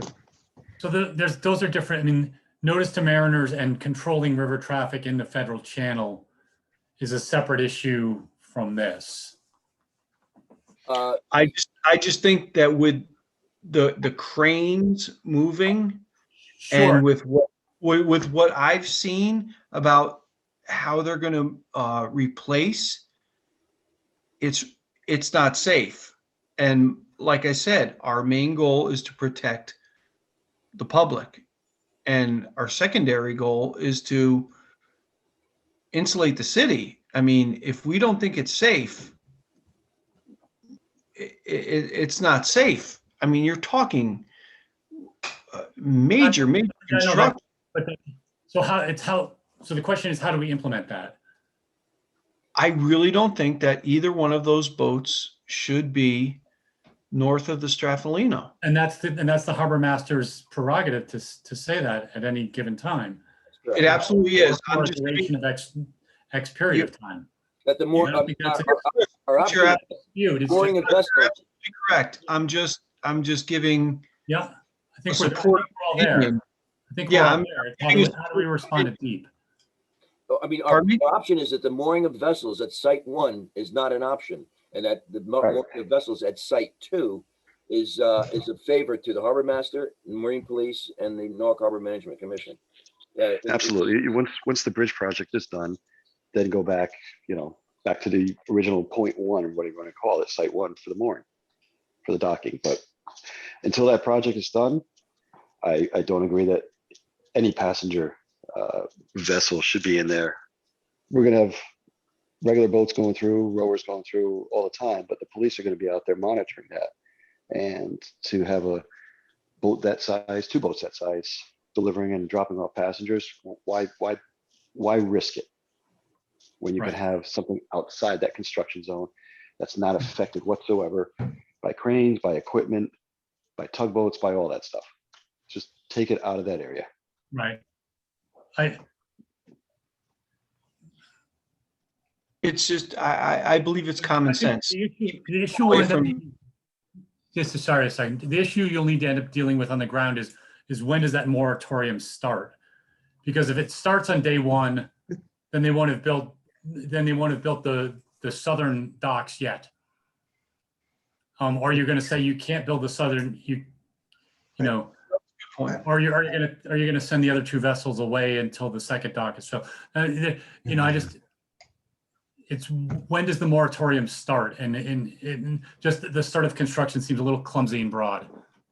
I would say by the time those barges come in and the cranes and everything are set up, that's the time, because once those barges in place, those are going to be set pretty much permanently for a number of years, platforms and everything else. Yeah, it's not just barges. They're going to build platforms in the river. That's what I'm saying. Right, the platforms and everything else too.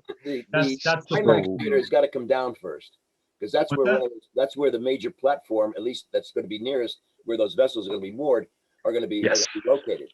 So the dismantling of the IMAX theater is going to be probably that's the first item of business before they can even think about building a platform, because that's where the platforms are going to be. Correct. So would the moratorium on the other vessels happen then if there was no in-water work? I mean, I don't know how precise we can be now without having a plan, but you know, it may be we may just want to say that the harbor master can implement a moratorium for the duration of the project, you know, at their discretion.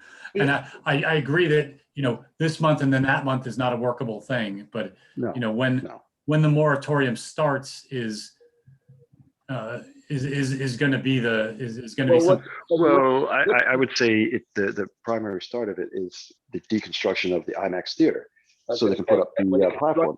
You don't even want the boats there while they're, you know, demoing the IMAX theater either.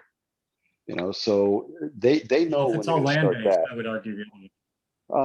Yeah, but maybe at the same time that they start demoing the IMAX theater is the same time that they start building the bulkhead and the docks for the Maritime Center. So once the IMAX is down and they plan on putting the platforms up, the other dock is already in place. You also have to remember that, I mean, the IMAX is pretty tall. So in relation to how close it is to the water, it's in the water. It's in the water. No, but if it comes straight down, but if it, you know, something goes wrong, then it's in the water. Right, but even demoing it from land, that whole entire area is going to be sanctioned off from the public. So, you know, it's not like their customers going to be able to walk out of the building right to the boat anyway. They're not going to be able in that area. They're going to have cranes there for the demo and everything else like that. That whole parking lot is pretty much going to be taken up from the demo. You know, the last presentation we had, that parking lot north of Stropholita was going to be operational right through the whole project. I asked that question. That's their really even during the demo. That's correct. That's again. I asked that. And they said, yeah, they're going to keep that whole parking lot operating. Yeah, the city parking authority was always adamant about that. That's the prime parking for Washington Street restaurants. So the parking authority was always adamant about that. The only dispensation they've gotten on that is when they actually have to erect cranes and have laydowns of the booms. But as far as and I was authorized to say this from, you know, my superiors, our main concern is public safety. And I don't know what's going on land, and I have no jurisdiction on land as far as that goes, and neither does Pete. But as far as the water goes, we don't think a boat in the water north of the Straffolino is a good idea. Well, I mean, are we going to Absolutely. define it? Are you going to define it at the time of construction or the time of demolition when they start bringing work barges in the area? Yeah, John, if I can interrupt, I don't think we have to get into that No, that's now. what I'm saying. I don't think we need to do that. No. What we're doing is you're either going to endorse site A or going to endorse site B. Well, you know, what, here's how I look at it. If site A is not approved, then they need to start doing site B for their boat. So Yeah. basically, once we say, you know, site A, no, not at all. So it's up to them to start getting that dock ready for site B to get those boats out of there. And that's why, Greg, the sooner we provide these comments to DEEP, Yes. because we're reviewing their permit application. And Yes, and with what I was saying yesterday too, is don't forget, the Coast Guard is 100% behind us with this, you know, Yes. for support and whatnot. So the sorts of timing and that sort of stuff, some of that can be addressed in the conditions that are put into the permit. But right now, Yes. they have a permit application, and in January last year, and then in January of this year, we wrote, and so did the Harbor Master's office, that it was not acceptable to include the operation of the vessels between the bridges, and they should look for a different way to do it. So then DOT has proposed a different way, which involves the use of two different sites. We've continued to look at that, and that's not acceptable either, to use both sites. So we're letting them know that the commission and the harbor master and the police department are opposed to the plan presented to us in the permit, which is to use both sites, and the site is not acceptable. So they got to figure out a different way to do it. But That's there's correct. a long way to They go. wanted to leave it open-ended so that someone, whoever that someone was, would make a decision of using the site A or site B.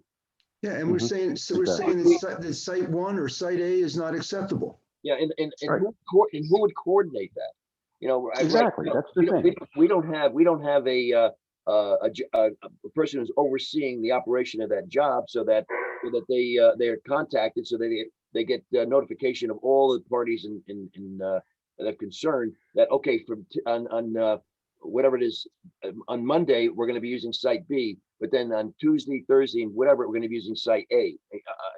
Unless plans change and we decided now we need another barge here. Can of worms. It's going to be so confusing. I think the best thing to do is site B, whatever it is that's it. Is where these vessels should be moored, and we will see that. So we reviewed their revised plan, and it doesn't change the previous letter that was sent. No, it doesn't. That's the thing, and in my opinion. Gentlemen, just something to think about. They will be required to have a boat in the water at all times while people are working on the bridge. And whatever passenger vehicle, passenger vessel, north of the bridges that tries to get around that vessel, that could be a problem. Right. So that's the thing, like Joe, like you're saying, there's going to be a safety boat there. There's going to be the police boat that's going to be there on top of it. There's going to be, I don't want to say a ferry boat, but they're going to have a boat that's going to run between the barges on top of it, back and forth. So you're going to have so many moving parts in there, and you're going to try and maneuver passengers in between there. Why just stay out of there? That's the easiest way. Safety. Absolutely. Safety wise, it's the best bet to just stay out of it, avoid it. And why put yourself into that situation? Most definitely. Agreed. Anybody else want to weigh in on this? But there would be a motion to transmit this finding to DEP. Yes. Essentially reiterate the yes, in the January letter from the harbor master and the commission. All right, John, make that motion, please. Pinto? Okay, I'm sorry. Make that motion, please. Okay, so, no, I'd like to move that we resubmit the letter that we had indicated. We indicated that site B is going to be the preferred site, and that site A should be taking off the application. The permit, the application, yes. Application. Yes. Yeah. Yep, And- absolutely. And well, basically that's it. You know, because I don't think we should be involved in making a decision when site A and site B should be used at all, because No. that's what they intimated. That is what they, when they did that proposal to us, they would say, well, we would come up with a decision. But I think, as I said, we'll reiterate our previous findings, as the harbor master would like to chime in too, because he's also had a similar letter that the Harbor Commission would like to just sort of iterate our comment with regard to site B for reasons of safety, and basically for reasons of safety, that that site 1 should not be on the application. Well, that's Site one is not an option. That's the bottom line. site one is, so was site one also included because that's what they want to restore the site to at the end of the project? Yes. So that has to be part of the application to restore it at the end of the project. That's fine, as long as it's not used for. We're talking about the docking. use of the site, yes. Right, we're talking about the use. They can build it during the construction. We don't care about that. But Yes. it's not to be used to board. I mean, they could dock their safety boats there. There's plenty Yeah. of uses that they could internally do, but The that's police on. folk can go there. Well, the other caveat too is that site B is going to be dismantled at the end of construction. Right. Site B is going to be dismantled. So in the meantime, they will have, again, to be able to build, you know, site 1 for use by the vessels after the construction is over. Yes. Well, so really the only thing we're saying is site 1 cannot be used during the duration of the work, the work on the bridge. Until it's completed, until the bridge is completed. I would suggest we use the term in-water construction during the duration, and not meaning, you know, this week and that week, but from when they start working in the water to when they stop working in the water. That can be in a condition of the permit that we work out later. Yes. Just like the permits that have conditions about turbidity. Right now, we're concerned about the docks. With the use of them, John. We're commenting on the permit Right, application. the use of them is The what, use of the if they want docks. to build those docks during the construction, so be it. But the use of the maritime boat and the Sheffield Lighthouse boat are not to be docked until the completion of the water. You know, when the barges are out of there, the cranes are out of there, and all the equipment's out of there, then fine. Right. Well, that would be our motion. A second, Second. Right. all in favor? So, and Aye. just for clarification, Chris, you say you want in-water construction? Yeah, I mean, you know, so in terms of Connecticut DOT, construction is from award until substantial completion or final completion, and those are much longer time periods than when their work would affect the. But why not just say construction and leave it general, and we work out the details later in the permit? Rather than Yeah, try I have no problem with that. rather than try to, you know, project what's going to happen. Yeah, you don't want to. Yeah, you don't want to leave any.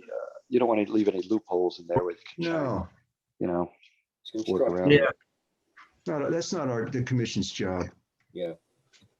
Okay, so do you want to read back on Yes, the motion? please, Sharon.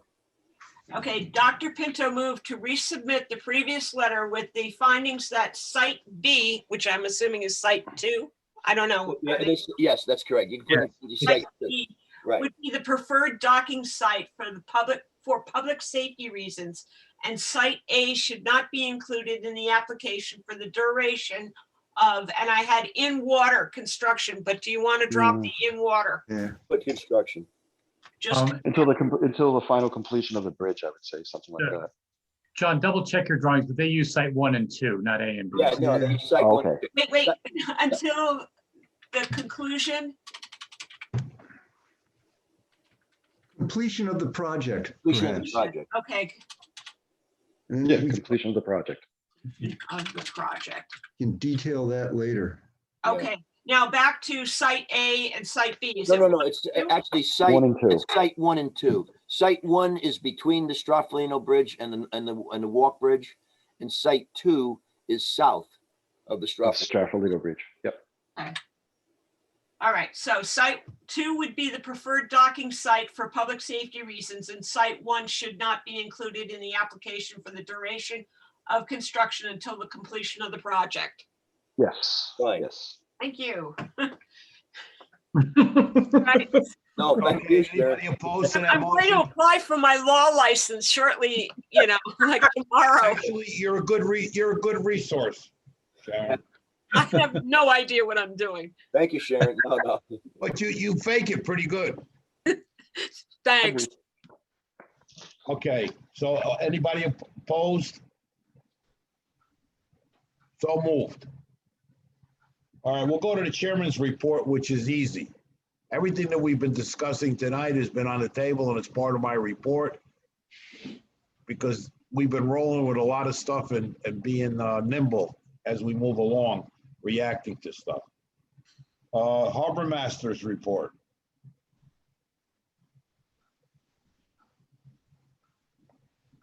Are you still there, Greg? He's here. Yep, I'm here. All right, Harbor Master's report. Yeah, we don't, nothing to report. Some of the applications have come in. I approved a couple of them and still waiting on some of them. The only issue I'm getting from a few applicants is, I don't know if Dennis, you can shed some light on it, but they're not letting them make the payment. Everything else goes through, but for some reason, the site does not allow them to make payment for it. I haven't heard, so this is the first I've heard of it. Okay. So I've had two so far that said, that called me and said that it won't let them make the payment for it. Everything else is uploaded. And that might be, and I told him, I double checked on it. I know I've got Norm Edwards in the loop now to do the inspections, and he's still having an issue getting into the system to sign off on the inspections. And I told one of the gentlemen that it might be a possibility because the inspection hasn't been done yet, that the payment won't allow you. So I'm just waiting for Norman to check off on Dennis, the is that something you can address?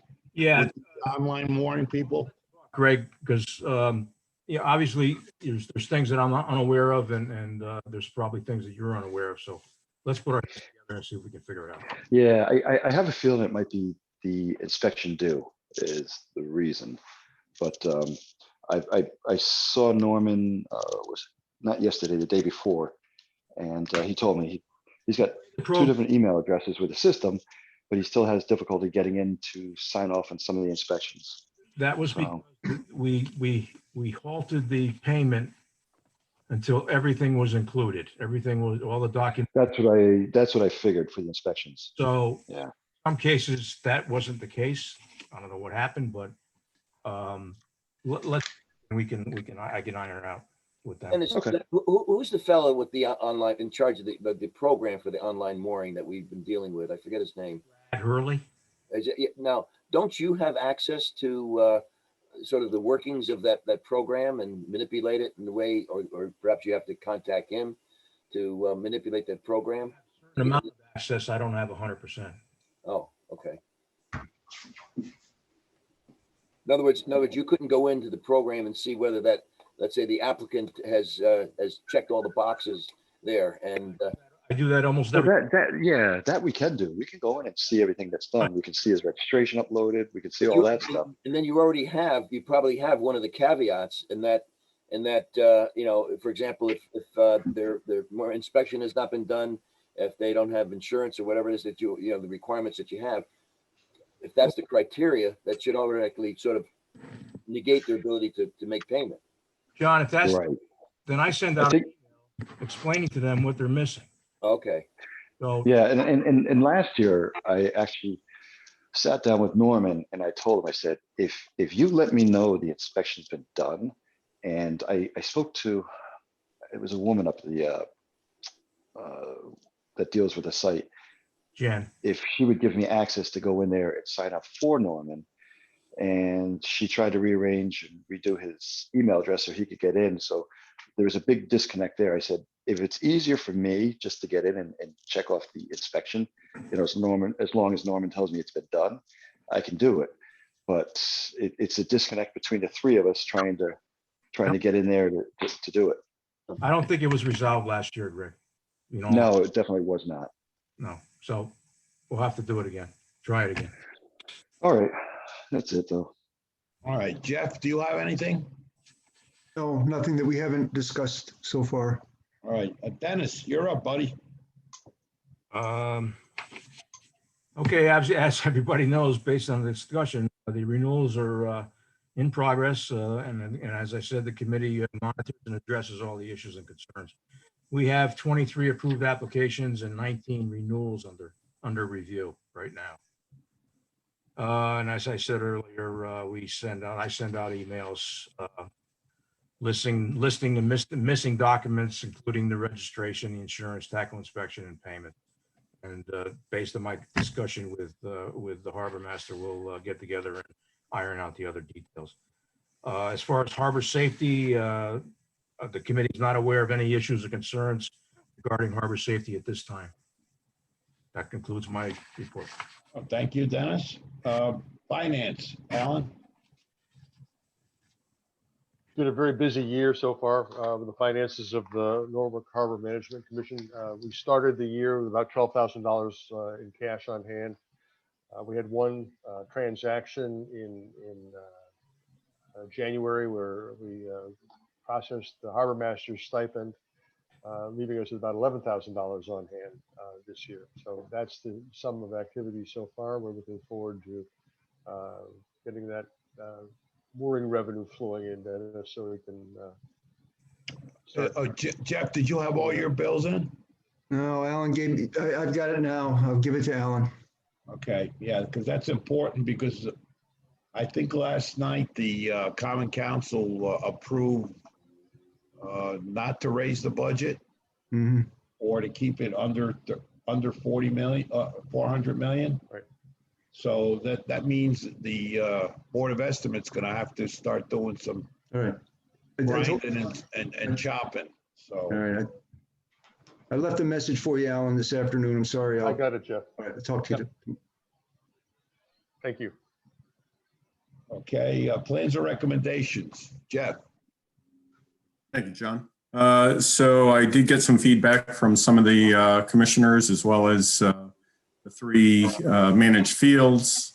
And we also had a meeting with Alan and Dennis, yourself and Jeff Stedman. We went through the initial recommendation that we put together. And we hashed that out. And from the responses that I got, I am reworking that. And I also need to reach out to Steve with the shellfish. So Steve, I'm going to be reaching out to you. There were some questions about that we came up with as well. That's regarding fees for commercial shellfishers. And you wouldn't be involved in the upriver stuff like Divine, things like that. So that is still a work in progress. And I plan on hashing out the numbers some more. And Dennis gave me the last couple of years worth of numbers from the three managed fields. So I've run through those numbers as well. And I'm pretty close to revamping that as far as fees are concerned. And that's about it.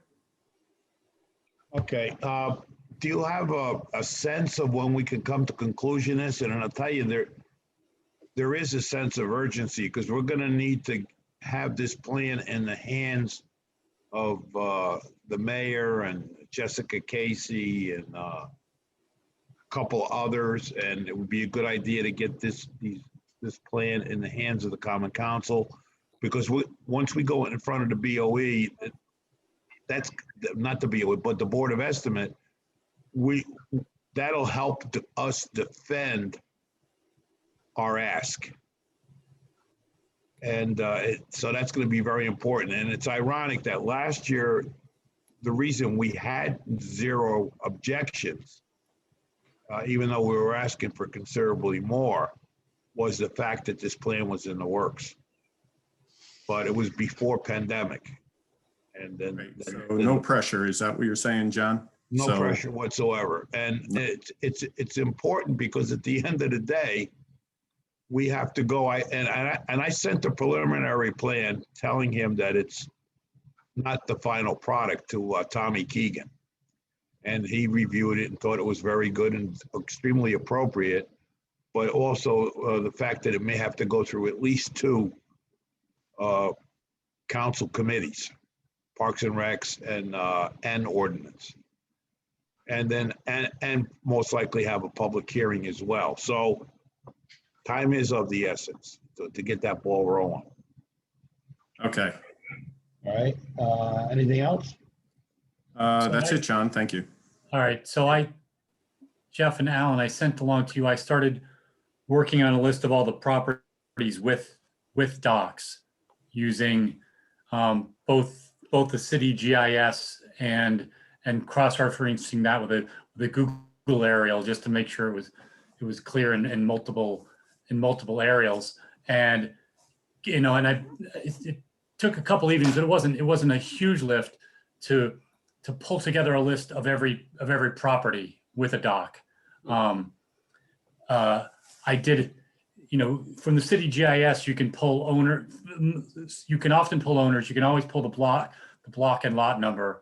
And I started doing that, but the other helpful thing, and then the other exercise I did is I took one area and actually went into the tax assessors and looked at the assessment sheet for each property. Now so just to give you a sort of order of magnitude, there was 178 properties with docks, 129 of them were 129 were private residents, 28 were, I call them marinas. Those were like multiple slip, whether they were condos or some of them were condos, some of them were things like Village Creek or Cove Marina or other things.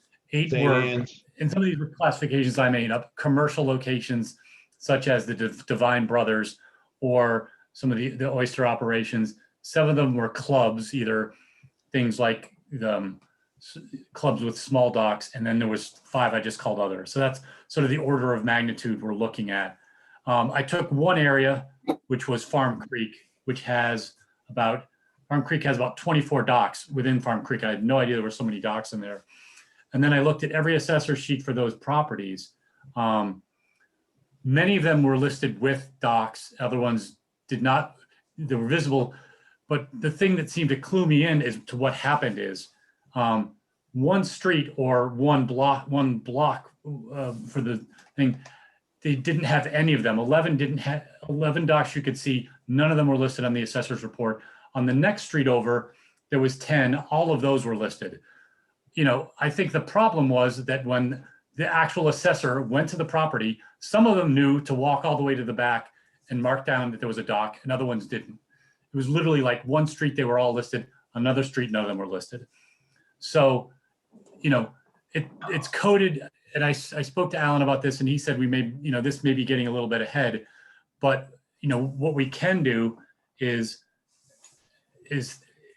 find somebody to assist us at the tax assessor's office and get a pull from their database of every place that's listed with a dock, and there's a code for that to go in there and give us a dump of those addresses. Chris, do you have a handle on how they're assessed and taxed? Yeah, it's an outbuilding. I don't think I saved any of them, but you've probably all looked at your own property, right? They have your main building. If you have a shed in the back, that's listed. If you have a deck or a patio, that's listed, or a pool. And then it's just another line, a dock, and it will give the square footage and presumably an assessed value, which is, it's small for these, the ones Farm Creek is all pretty small docks. Most of them are kayak docks because it's so tidal there. But, those are probably 100 square foot docks. There's much bigger docks in Norwalk, private docks. So there's no dock specific formula that they're using? They're just going by building square footage standards? Well, it's there. Yeah, I could look at it and, look at a couple of them and see, how much assessment they give per square footage. I don't remember what it was. I did this a month ago, so I don't. This would be something, because the city foreclosed for non-tax payment. Right.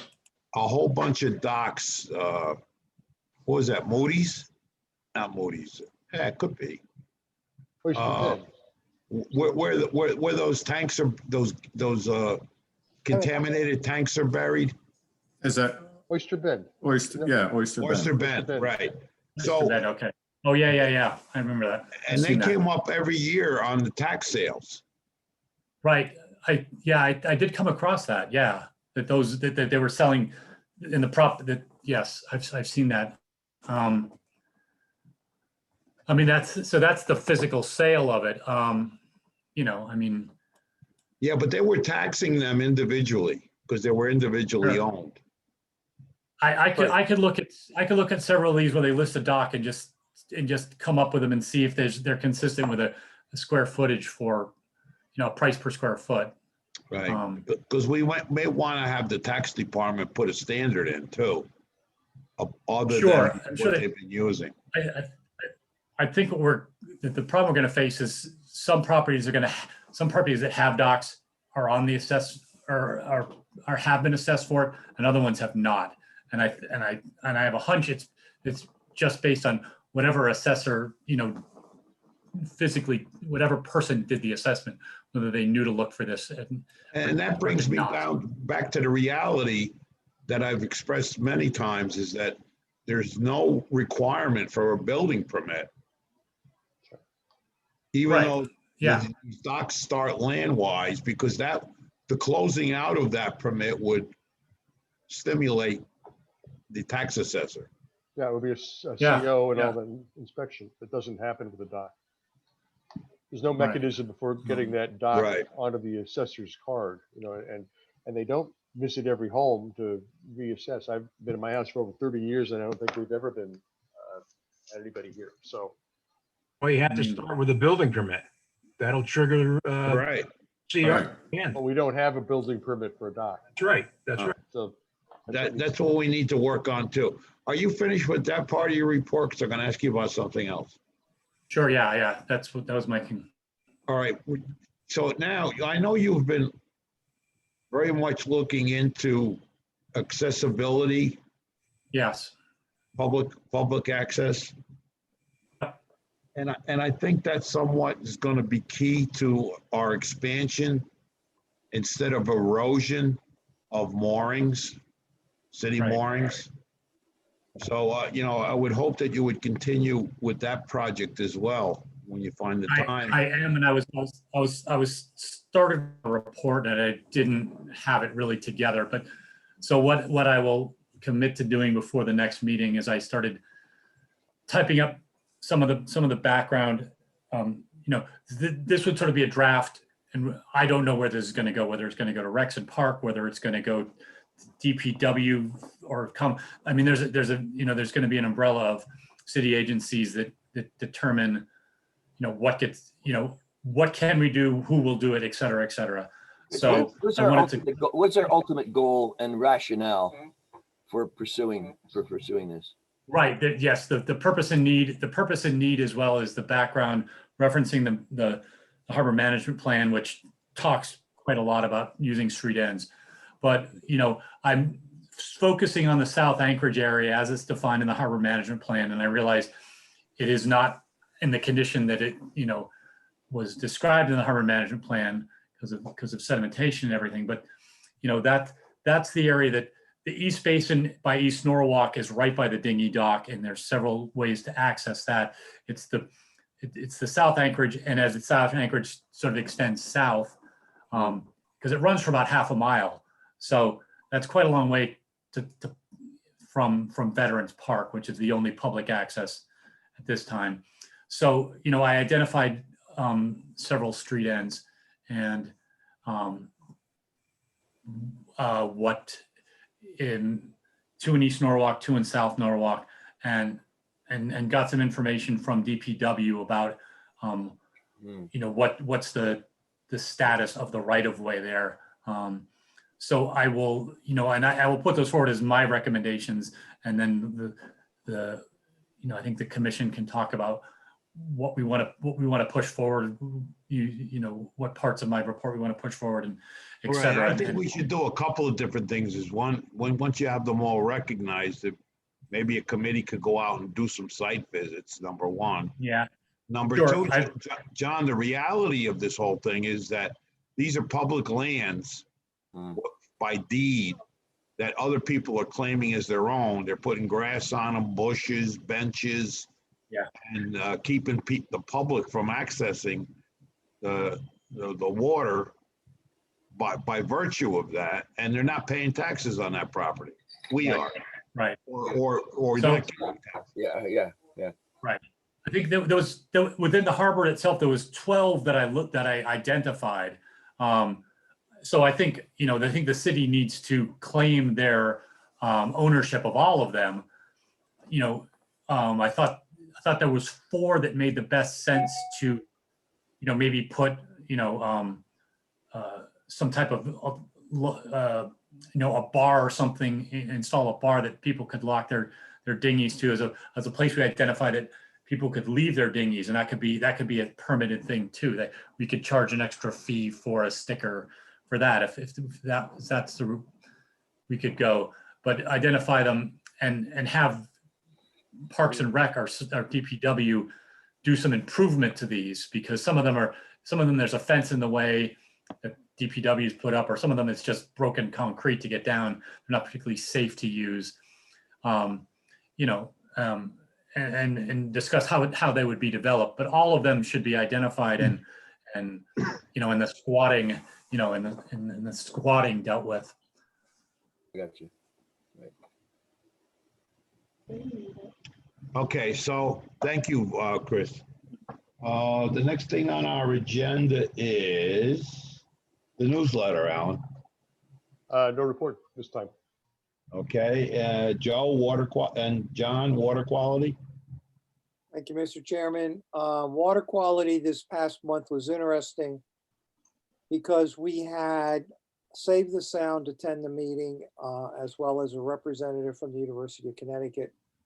And they were there to try to explain to us the F grade that we got in the Upper Harbor, as well as we asked the question, what could we do to moderate that grade? And in essence, and we also asked them about their grading system.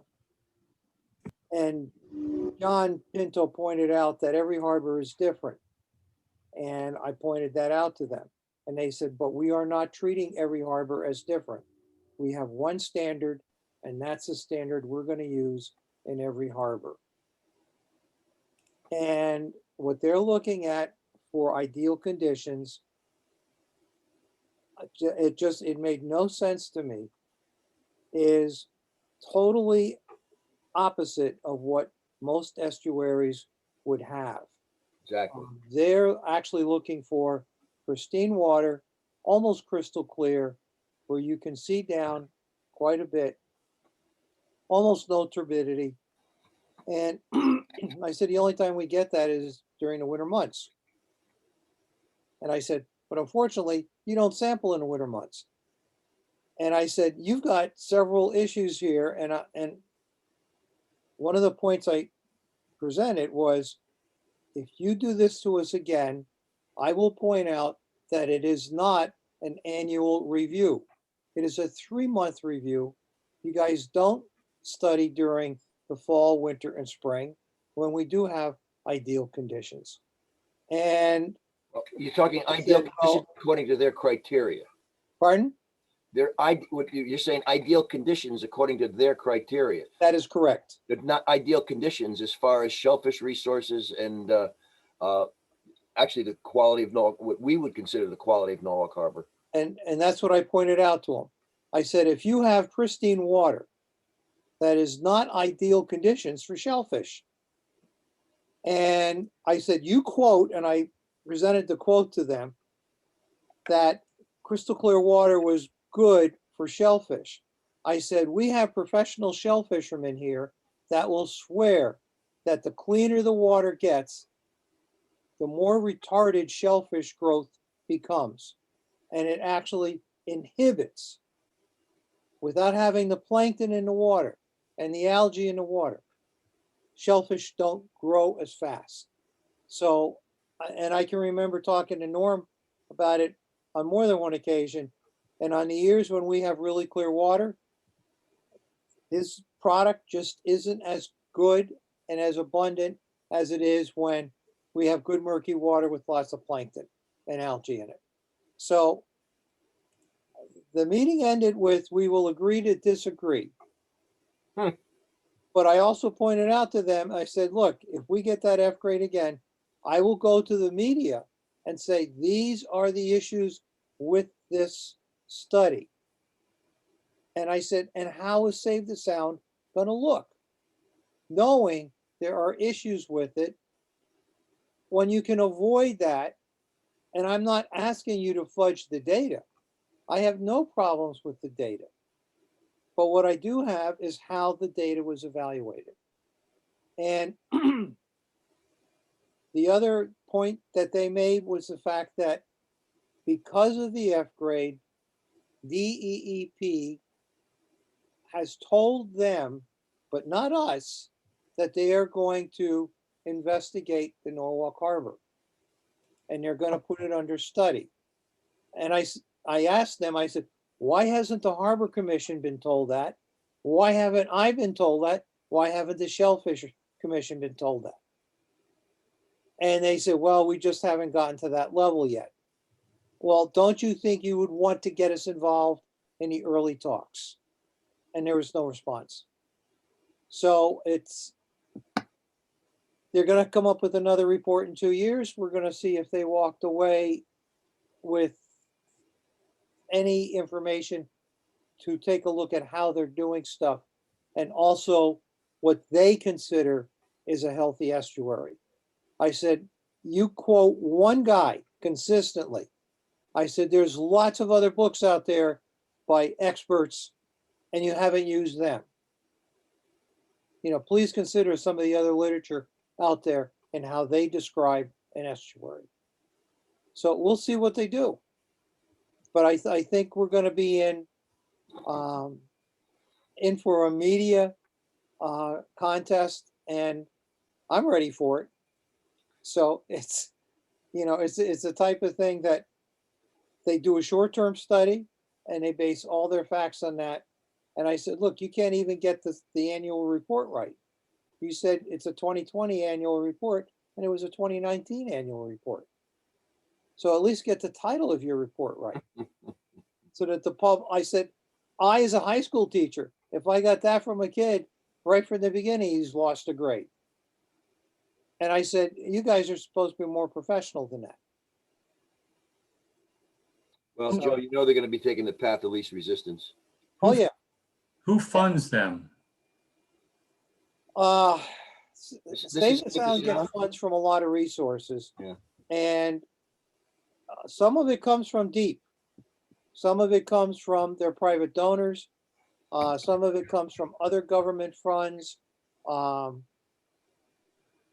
EPA, I think, has sent them some money for some of the equipment and for some of the studies. I don't know the full extent of their funding, but I know they get quite a bit of money. And part of this is over, I'm sure, funding. They've got to make it look like they're doing something. Well, that's the other pressure point. You go, if they're bad for the shellfish business, does shellfish business have any pressure on their donor? Does the aquaculture, you know, deep aquaculture, or anybody that, you know, can, you know, talk sense to these people besides, you know, I don't know. Funding's always the other pressure point. Chris, they're just sticking to one particular criteria. Right. And if you look at the criteria that they follow, and it was actually a reference that was dating back, I forget, some years ago, that they used the 90s. I'm sorry? Back to the 90s. Yes. And they just use this one criteria that's etched in stone, and that's all they follow. You know, they don't consider the estuary. They don't consider, you know, for example, if it's a shellfish resource, if it's a fishing resource, if it's a you know, or just a swimming hole, basically. You know, it's just one criteria that they follow. And if you don't meet that criteria, which obviously we don't, because of the amount of algae that is in our water, then you've failed, or you've gotten a C minus, or what do we get? A B minus. We got a B minus. And we don't have the right algae, John. Oh, They're looking, one of their processes is to throw a rake overboard, pull it along the bottom, and they're looking for a certain percentage of algae in what they pull up. And with the number of shell fishermen we have, and the number of times that the harbor is dredged, the algae that they're looking for doesn't have a chance to grow here. And I pointed that out to them. And I said, you're looking for an artificial condition that's just not going to be here. Well, you got to have algae in the bottom. I said, we do have algae in the bottom, but not what you're looking for. And, you know, it's like having a horse with blinders on, and there's no other consideration to what's happening to the harbor. So going forward, we just wait and see what involvement DEEP has and any other agency that comes in to take a look at us. And it's not only us, there's also a couple of other harbors that they're going to investigate. What they may find is we're more natural than they would like to believe. So it was an interesting but frustrating night. That's it, John. Okay, thank you. Next item is public comment. Does anyone from the public wish to address the commission? No. Next is approval of minutes from January 27th. Any changes to the minutes that John sent out?